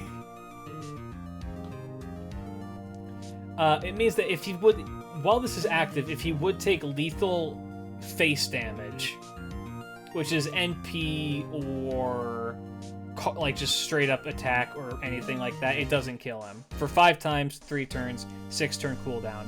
Note, Ignore Evade does work on this, as does everything that's better than Ignore Evade. Second skill. This one's kind of weird, so I'm just going to explain it again. You get the 25% crit damage guaranteed. That's a thing that is going to happen. It scales up to 100% depending on how much HP that he has. If he has 50%, sorry, if he has less than 75 HP, he gets 50 crit total. If he has less than 50, he gets 75% crit total. And if he has less than 25%, he gets 100% crit damage total. And then the way how this battery works is that it multiplies however much that he has. It essentially doubles however much that he has. So if he has if he has 50 battery and he uses this, he gets 100. If he has 150 battery and he uses this, he gets 300 battery total. It just doubles whatever the current number is at max value. It just takes it and then adds it to the skill. It's good. It's an amazing skill. Third skill, probably his weakest one, but still pretty good.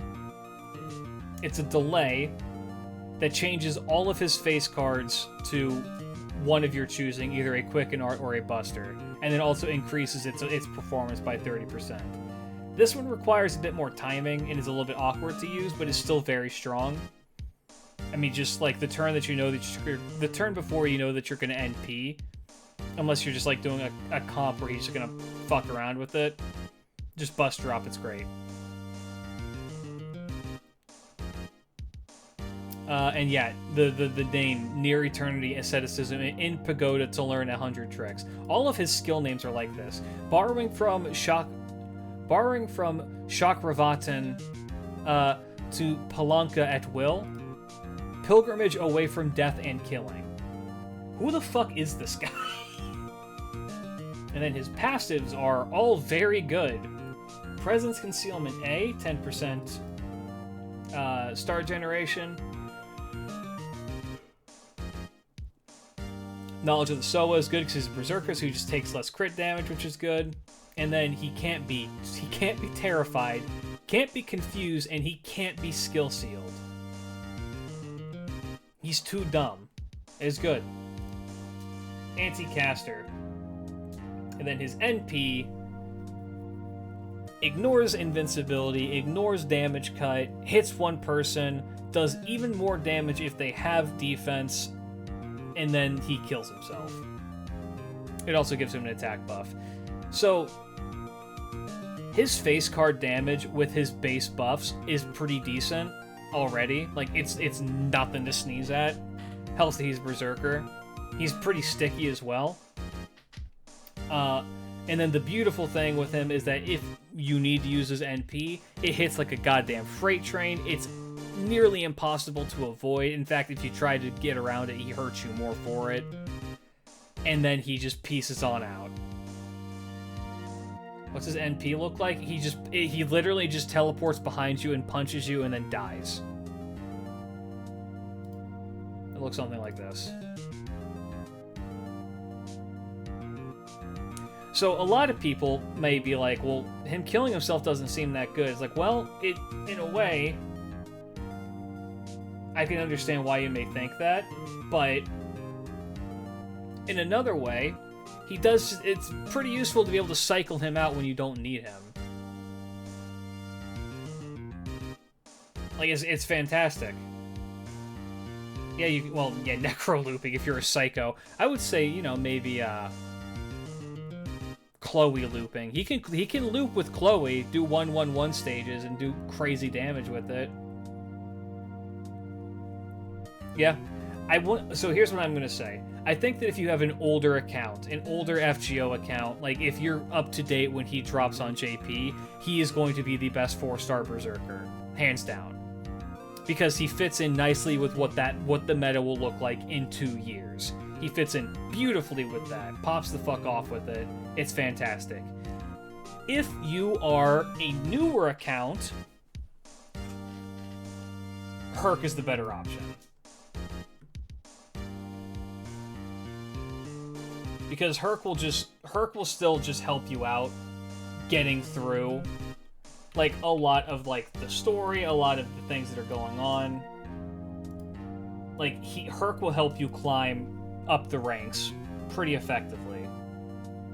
I mean, he's Herc. He's old reliable. People were shitting on my Herc take for that, like, picking your 4-star servant thing. Some people are like, he's better. Some people are like, he's worse. I think that the community just very much likes to shit on Herc nowadays. I think that the idea that he needs his Bon CE to work is kind of dumb.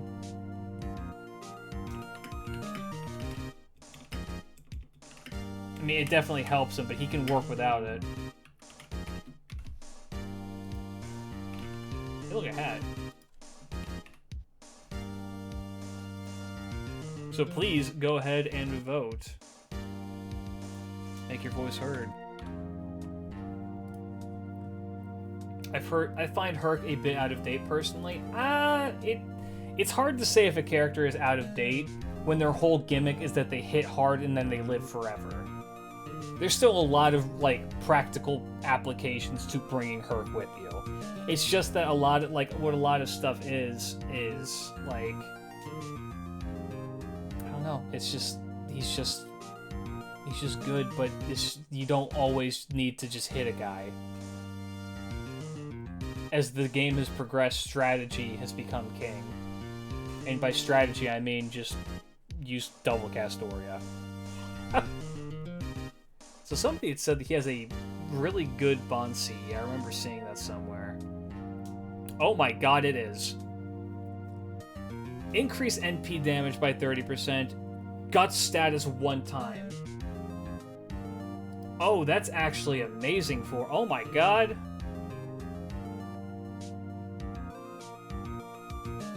Okay, okay, I see you.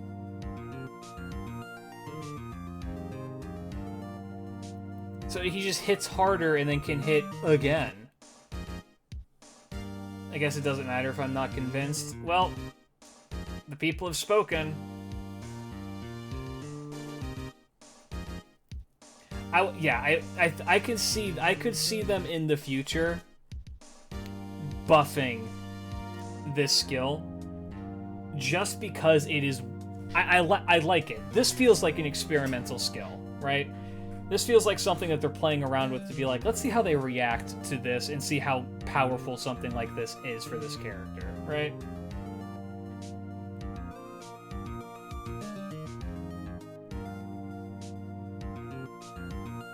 Yeah, in 2030. God, yeah. Oh, God. Yeah, we're getting this guy in 2026, aren't we? What are they going to do if FGO is still running in 2030? Are they just... Do they already have that event for, like, BB planned out? If there is another boss raid, he will be available. He is going to be amazing in that shit. Also, we talked about this yesterday, but, like, they had to go in and change a bunch of the advanced quests. Because a lot of them were just like, yeah, just give him, like, big damage cut.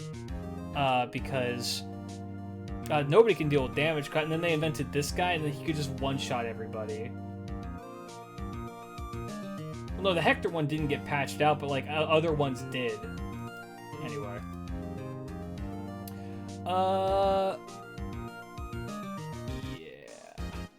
We have 1, 2, 3, 4, 5, 6 more to go. We're gonna try and get through these fast, because, I'm running out of time. So, rulers, chat. Best ruler. You know what? I'm just gonna take away BB from this list because BB is the only moon cancer, and we all know that BB is good. I'm just gonna remove BB.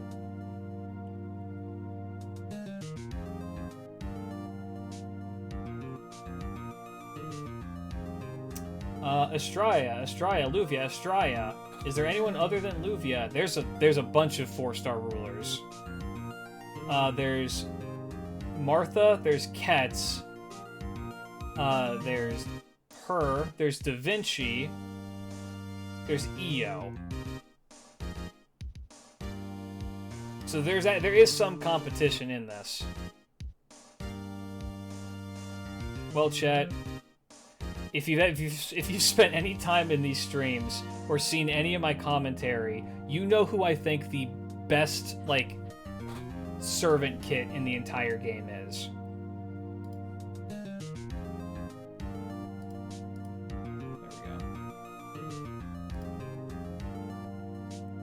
Yeah, anyway, Luvia, exactly. I've talked about it before. I'll talk about it again. I think that Luvia has the best kit for the character in the game because everything flows so beautifully in itself. It's so good. So her base attack, 9734, is okay. 11,531 HP, pretty good. She is a ruler, so she just takes reduced damage from most other people. Her gain, it looks kind of bad, and you would think it would be bad, but we'll get to that later. Star Gen is just okay. 3-hit quick, 4-hit arts, 1-hit buster, 5-hit extra. First skill. Yeah, I'm gonna make it quick. First skill is targetable, but you're never gonna put this on anybody other than her. 20% attack, 20% defense, 20% NP rate, 5-turn cooldown, 3 turns for all of it. Amazing skill, it just makes her better. Second skill. Increases arts performance by 30% for 1 turn. Get 30 stars off rip. Great skill. I wish that this was a longer... I could see them being crazy and making this a 3-turn arts. I really could. They'd be psychos for it, but if they did that, she'd become disgusting. And then, Judgment of the Stars. You have to have 5 stars to use it. It removes 5 stars, increases her critical star absorb by 500%, critical damage by 50% for 1 turn, charges on NP gauge by 20%, 4-turn cooldown! Then she has Independent Action A for more crits, Territory Creation A for better arts, Goddess's Essence increases on debuff resistance. Pretty good. Extra attack against archers. And then her NP is a single target, 8-hit art. Ignores invincibility, deals damage to 1 person, makes 20 stars, bonus to evil alignment, which is all of this.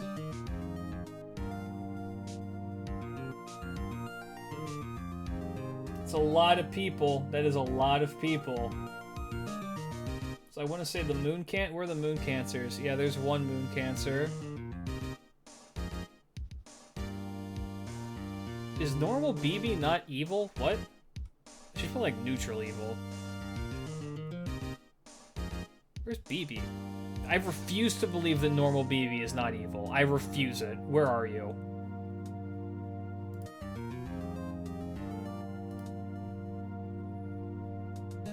You're chaotic. You're a liar. You're a filthy fucking liar. How dare you lie to these good people? Anyway, yeah, so, the way how... Yeah, she changed it, yeah. So the way how you use Estrella is turn 1. Isn't Tamamo evil? Yeah. Turn 1, you use this skill. Turn 2... Sorry, turn 1, use this, then this on herself. Then use her NP, you kill the motherfucker in front of you, you refund all of it back, and then you use her NP the next turn again. And then any turns when you're like kind of dropping off in damage, you just use whatever support that you brought, juice her again. And she can loop forever. With insane amounts of damage. So she does the thing that characters like this, the neutralish characters like the Rulers and the Avengers and the Moon Cancers that rely on crits to do damage, she can make up for that by making her own stars and having like a good gather on them.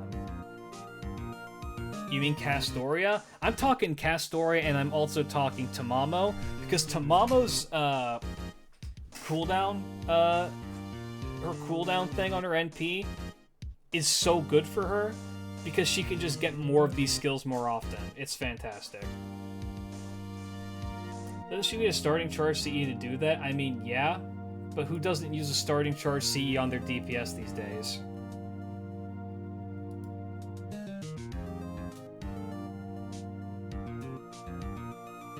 Like, okay, yeah, it's more difficult to Black Grail loop. Sure. It's not impossible, though. You can do it because her refund is so good if you're doing double Castoria. But, yeah, I mean, even then, just like, what is it? The Suzuka CE. The Summer Suzuka CE. That one is ridiculously good for her. Just anything with a 50% charge and then just bring 2 supports. It immediately pop the fuck off. She's fantastic. Anyway.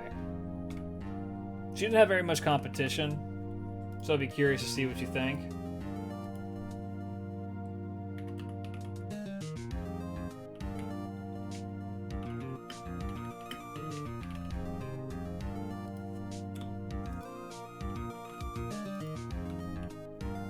Is Estrella the best ruler? Yes or no?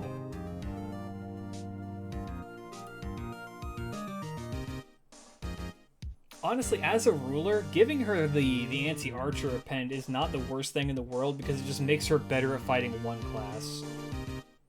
EO is good, but eh. EO is good. You know what? I do like to use Martha. I am a big fan of Summer Martha. She's really fun to use. She's just a little bit more niche. She does hit like a fucking tank, though. I don't know, when we do this next year, chat, I'll have to see what you guys think when we get to EO, because we're getting her this year. EO is an arts looper as well. I just remember her being a little bit more gimmicky, but everyone says she's really good. One guy voting no, like the image of a guy shooting a water pistol at the sun, that's me. I do that. You have an AoE NP, is that right? Yeah. So you can loop better with her. Alright.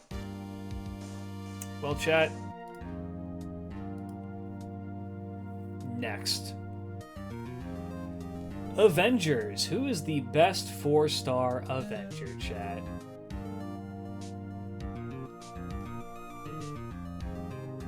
Ranmaru, Eris, Lobo,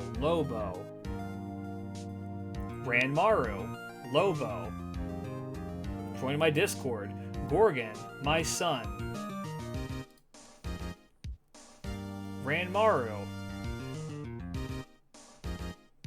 Oh, chat. Oh, chat. Oh, chat.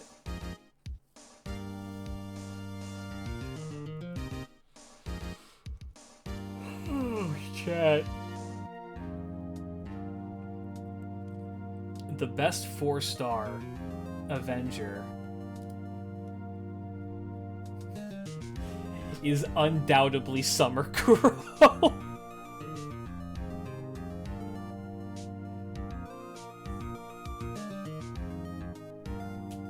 I hate to break it to you guys, but she's kind of strong. She's kind of very strong and enables a lot of dumb shit. See, I almost don't want to put up the poll for this because I know for a fact that y'all are going to be like, no. I know that you guys are just going to say no because you just don't like her. If strong, why jailbait? Well, there's a reason I've not gone to any of her other ascensions. And if you're going to say if strong, why jailbait, then why is Woo?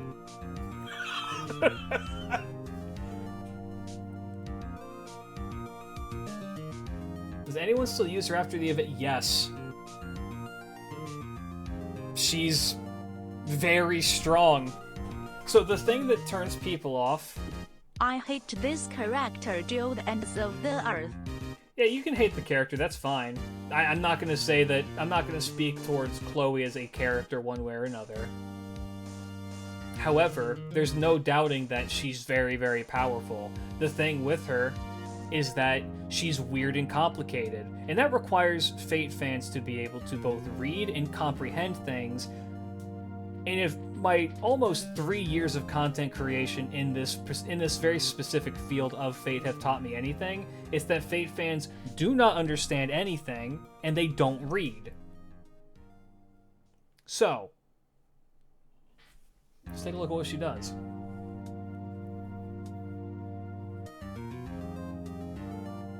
Well, yeah, most people don't think about it very often. She happened one time, and most people try to force the memory that she exists into the back of their head. Alright. So, let's take a look. NP gain is pretty decent. She's got a lot of things to get it. Three quick cards, 5 hits each. Arts card, 3 hits each, and then Buster, 3 hit, 5 hit extra. Pretty good. Star Gen is actually not bad because of her quicks, and then she also has a quick on her NP, which is a single target NP, which I thought it was AoE for some reason. So let's take a look at this. This fucking Yu-Gi-Oh card.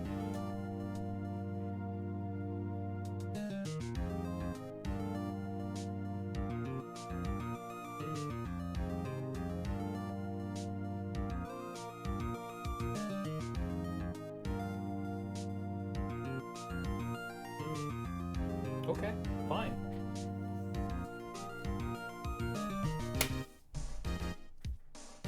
I'm about to explain the most complicated thing in the game. I can just say no. I can just refund you and say no.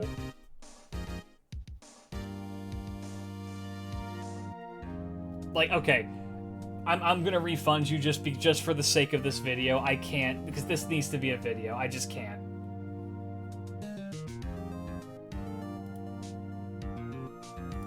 Tig, redeem his shit. Alright. You know what?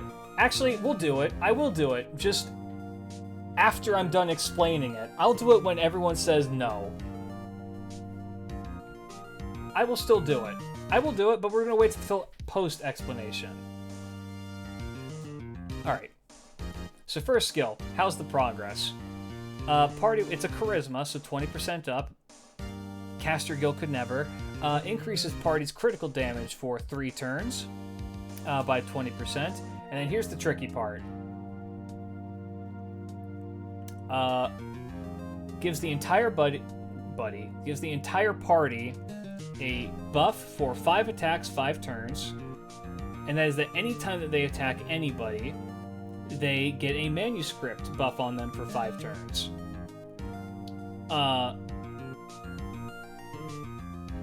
And what that does is that when Kuro uses her 3rd skill, something happens. We'll get to that.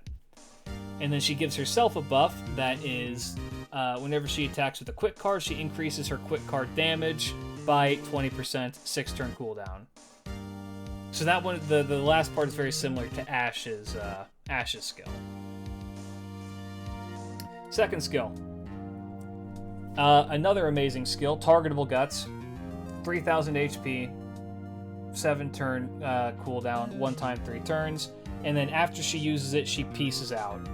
After the attack phase, she pieces out. Goes to the very back of the line. And then finally, her 3rd skill. It increases the party's NP damage for 3 turns by 20%. Charges the NP gauge of allies with the manuscript completion by 10%. So if they have the 5 maximum stacks, then they get 50% NP.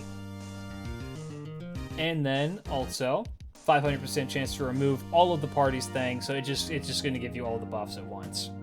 It just gives you a potential 50% battery for the party after using this. And then Avengers, yep, these are just okay. Anti-caster because of Ilya. She's also limited by the number of enemies. Yep. And then finally, single target 9-hit quick NP. Buffs are quick card by 10% at first. Deals damage to the one enemy. It scales up to 10 with how many manuscripts that she has. And then reduces their NP gauge by 1. Strong. So the way how she works is that you give people manuscripts, you give them guts, you swap her out, get a different support in. The person who would normally explode, so think you're Arash, think you're Sojuro, think you're Habitrots, etc. All those characters that would explode otherwise don't explode, and then they get the manuscript buff up. Do it again with a second Kuro for the second wave. Sorry, no, you do it again with you do it for the second wave, then you do it the third wave, and then she just explodes. She just makes people work.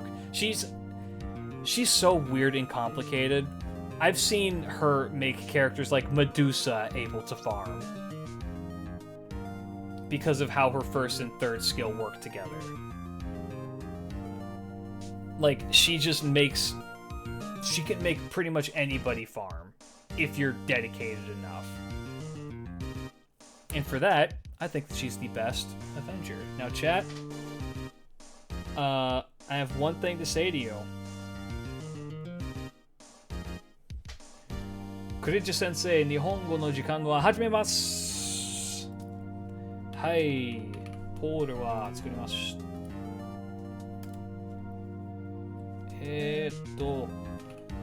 黒いは一番強いアベンジャーです。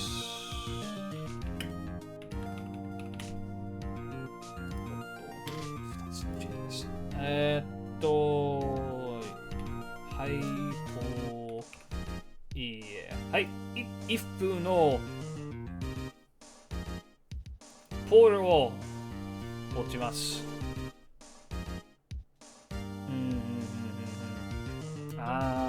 たくさん人は黒いはとっても大嫌いです。強いそうよ。とっても強い。いやでも黒いのパッシブスキルはちょっとゴミです。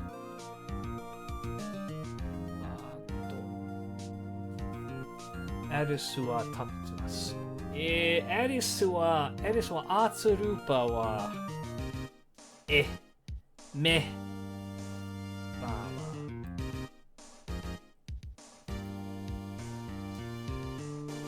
いやエリスはいやなんで毎回はfucking めんどくさい対話なんですかなぜはバカでしょ。とってもチャットはとってもめんどくさい。はい、チャットの意見は作れないです。チャットはめっちゃバカです。タイ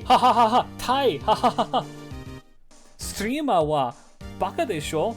ゴミ意見です。はい、スキップ。クロウェは一番強いアベンジャーです。はい、次はアルタイーゴです。アルタイーゴ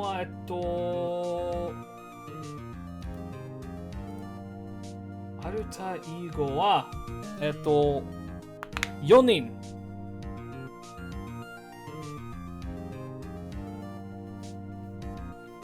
4人います。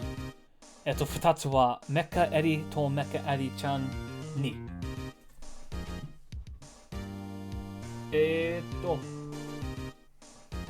ピリプは耐水。全部を悪い。ピルプ。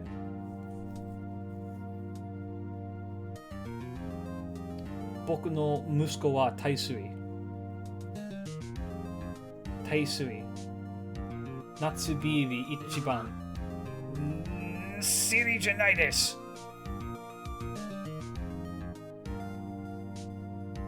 夏ビビ最高。SSR じゃないです。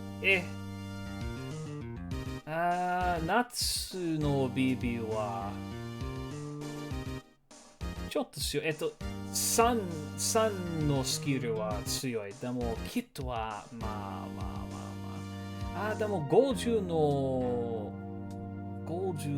電池はとっても大丈夫。まあ。僕の心はパッションリップはでも頭は耐水。ストールめんどくさい。はい。クリッジの一番アルタイーゴは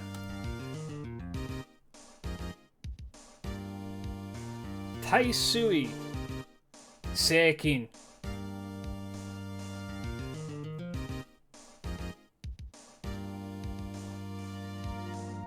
ヘルティステ。はい。そう。パッションリップは。いやー、パッションリップは。Oh, we're done. Fuck you.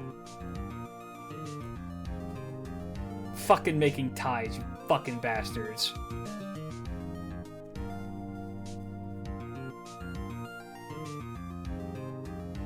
And no, I'm not going to go back and argue that because I know for a fact people are just saying no to Chloe just because they dislike her. There's nothing to argue about. Alright, let's take a quick look at Taisui. Taisui. Star Gen, pretty good. NP gain is just okay. No, we're not fighting this. You guys want to do funny tie shit, I'm not gonna take it seriously. And picking it just because you dislike the character, even though the kit is really good, is not an argument. Alright.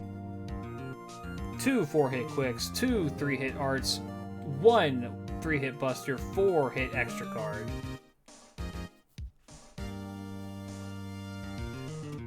Pretty good.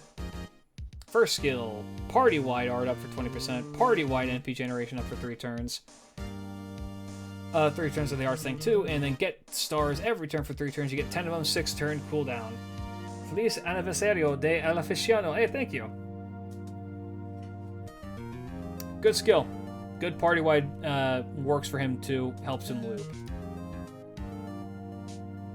Targetable got status for 1 time, 3 turns. That revises them with 3000 HP. Debuff immunity for 1 time, 3 turns. Increases their buff removal resistance for 1 time, 3 turns. You know who this is really good on, weirdly enough, is Yume Ren.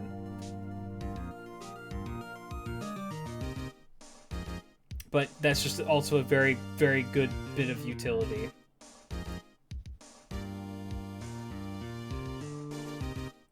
Look, if you guys genuinely believe the Summer Heiress was a superior servant, then you wouldn't have just tried to tie it. If that was the case, then it wouldn't be 6-5 for 20 seconds and then right at the last minute, one of you fucking chuckle fucks votes no to make it a tie. I know how you did that. I'm not stupid. I watched it happen. The last vote came in because somebody just like scrolled over and was just like...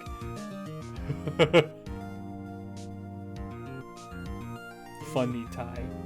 This is why democracy doesn't work and why I'm a dictator. Anyway, third skill. Guaranteed NP seal, skill seal on an enemy for 1 turn. NP damage up for 3 turns by 30%. 3 turns, also good. And then a 30% battery 6 turn. Is he 666? He is. And then Magic Resist A is good. Item Construction C is whatever. Divinity A is bad. Anti-Assassin. Interesting. And then his NP.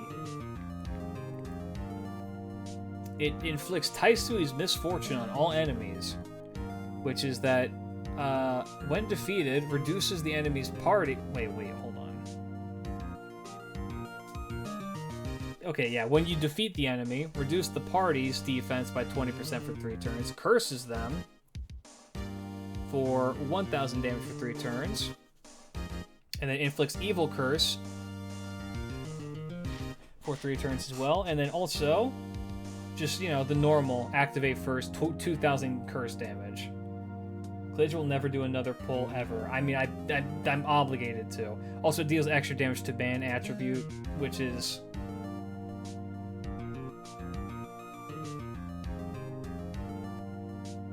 I think you get the picture. A lot.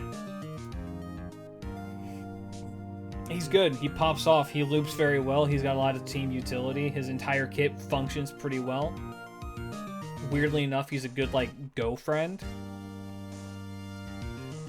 He's cool. I like him. I like using him. He's my son. I'm gonna continue to use him. Fun to use, fun character, great all around. Decent damage, actually, surprisingly.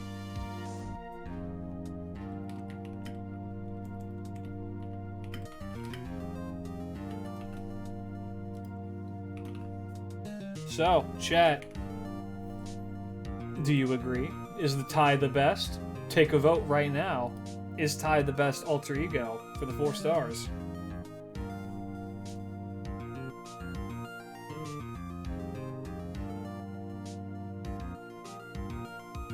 Make your voice heard. Don't let the fucking people fucking tie it again. Does he even have competition? His only real competition is Passion Lip. And Passion Lip is a good unit. I just think that Ty has a better, more modern kit. Lip is a bit harder to use because she's so weird. Like, it's harder to find reasons to bring her. Like, if nothing else, he has the dots, and Curse is a very common dot that you can put on a lot of different people. And it works, and, you know. I just like him better. The anti-man attribute stuff is really good. And Chad agrees, okay. Moving right along. We have 2 left. Another one where there's not much competition. Actually, there's not a lot of competition in the rest of these.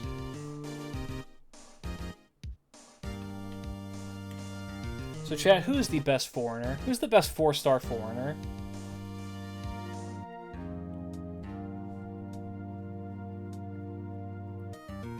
Riddle me that. MHXX. Heroin X. French people. MHX. MHX. MHX. Bruh. MHX. This time for real. Knock probably. Knock. MHX. The answer is MHX. Let's just look at what her competition is really quick, shall we?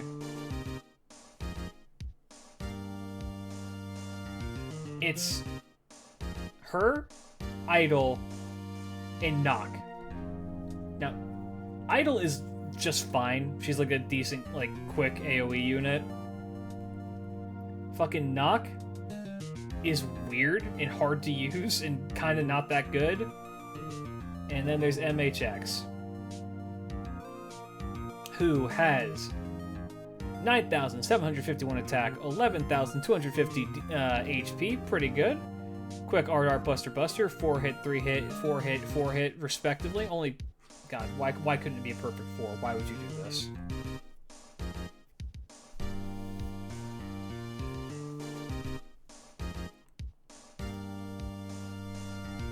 Counting both Abbies as 4 stars and neither of them approach the other 3.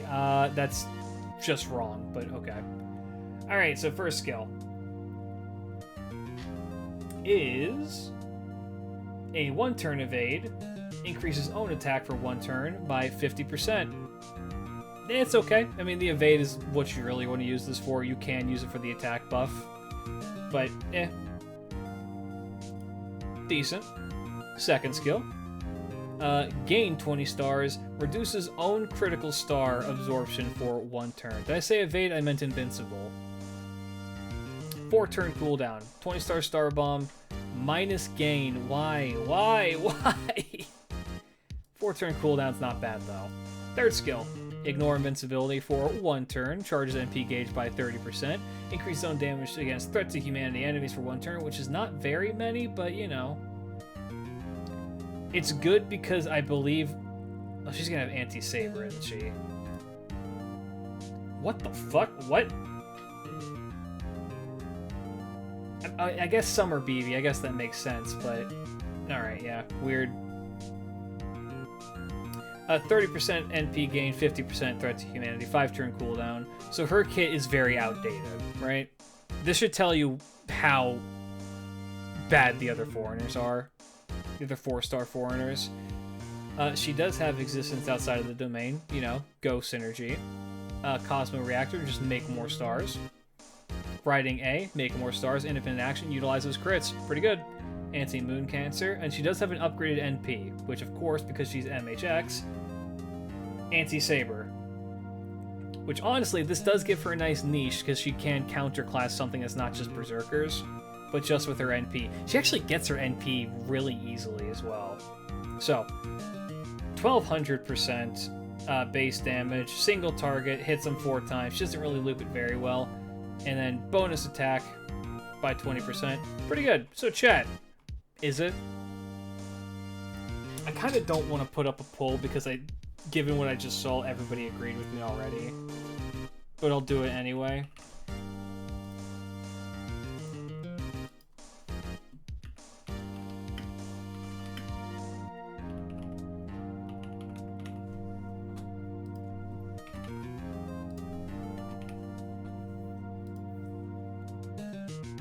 Cast your vote. It's either her. I mean, in my mind, it's either her or it's like Knock, and Knock is not it. I like Knock, I do. She's cool, she's fun. I don't think she's it. Her kit is just so weird.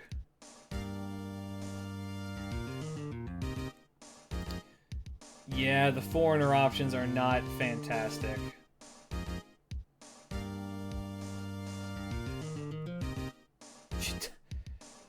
There's an Artoria caster trait. That's fantastic. Big morning. Big morning. What's up, Francie? How's it going? 21 months resubbed. Welcome back. Glad to have you back. I can't fight for Nox since I don't understand her well enough. Yeah, she's weird. When she comes to NA, I'll do the video, the taking a look at video. But yeah, she's kind of weird. It's not even a competition, by the way. Nobody voted no. All right. Now we're getting into what is probably a waifu war, but 4-star pretender. There is 5 of them. There's a lot in the wage cage. But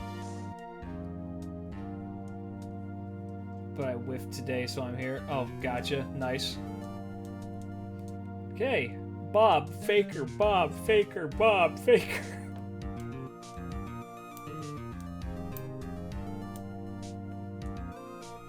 Okay. I don't know any of them, so I will take my leave. Alright.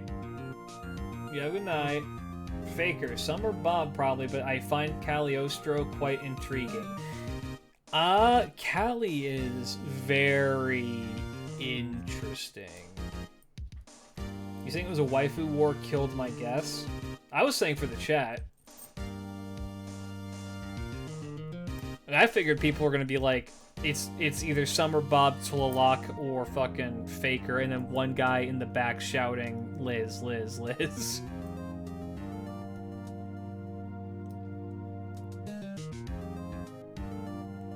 Well,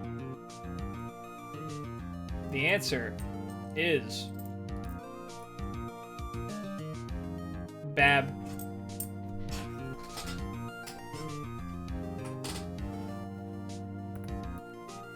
So, okay, I like Faker. I should make that clear.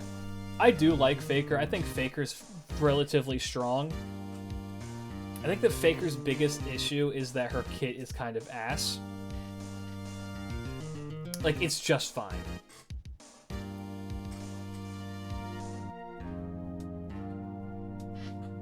I don't know. I think that a lot of people just don't understand how Summer Bob works. So let's talk about it. She has 9,831 attack and 11,506 HP. She has good star gen and she has okay arts. 4-hit quick, 3-hit art, 3-hit buster, 5-hit extra, pretty good.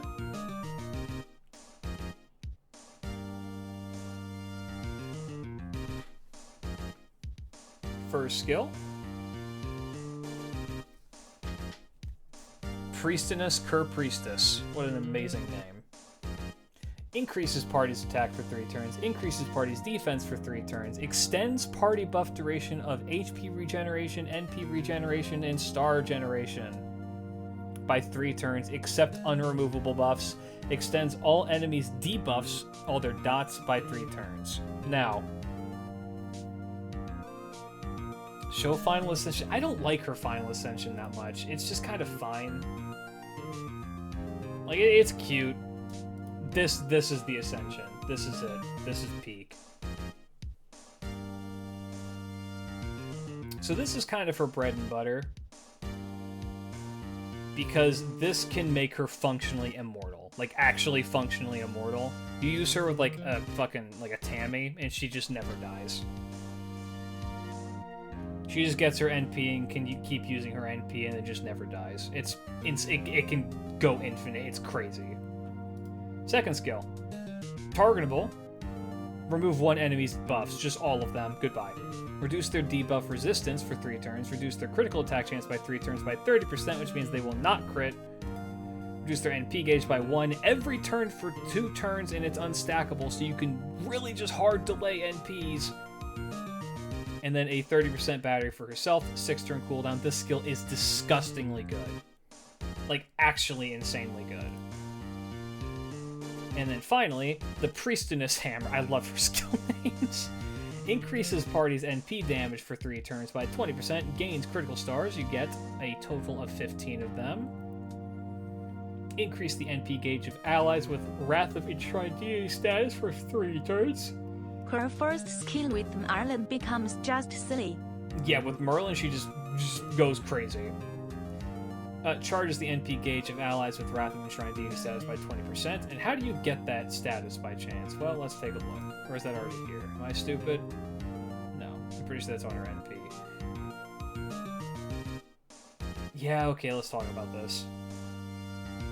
If Ascension 1 and 2, 4% crit damage against man enemies. If Ascension 3, increase own crit damage against enemies with man attribute by 20%.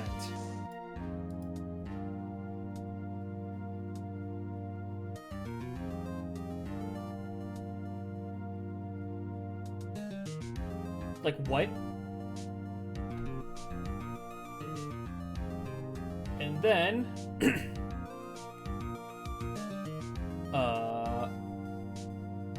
you have the increase in the NP generation rate of allies with the chaotic alignment by 5%, and good alignment with 5%.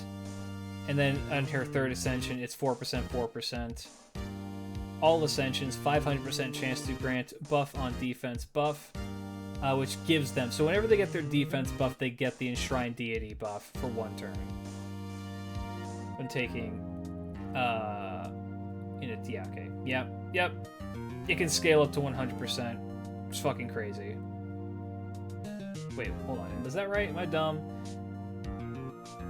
No, it's just the 10% up. Okay. Anti's, of course. Anti-Zerk because she's built different. And then her NP. 6-hit Buster AoE. Gives her 1,000 HP every turn for 3 turns.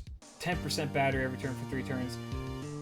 10 critical stars every turn for 3 turns, all of which can be extended, and then deals damage to all enemies. 150% extra damage to the enemies with man attribute.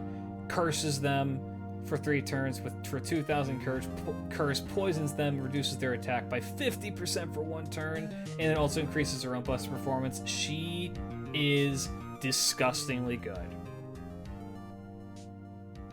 She is one of the very few characters I've seen that just ramps and then never stops. Just actually does not stop ramping. The only thing that stops her is if somebody removes her buffs. That's it. That's the one thing. So, chat.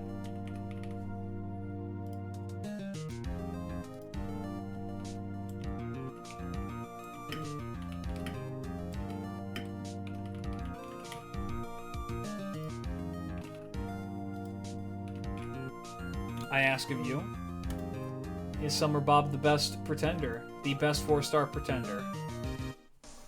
Please vote. Make your voice heard. Let everybody know.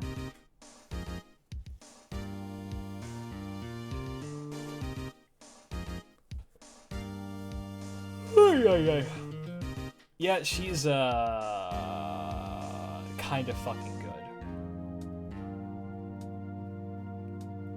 She does a lot.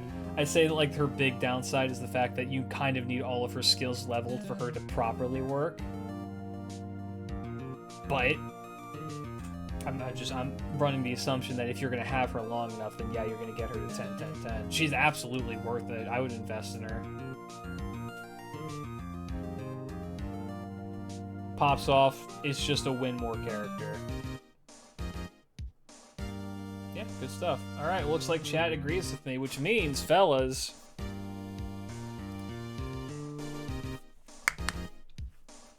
that's the end. Thank you all so much for hanging out. And thank you to everyone over on YouTube. Let me know what you thought down below. If you want to make your voice heard, come check out the streams on twitch.tv/klidge radio. We stream every Monday, Tuesday, Wednesday, and Saturday JST. While you're down there, if you'd like, you can come check out the Discord as well to keep up to date with what's going on. For now, though, to both YouTube and to Twitch, I will catch you all later. You'll have a fantastic night. Good night.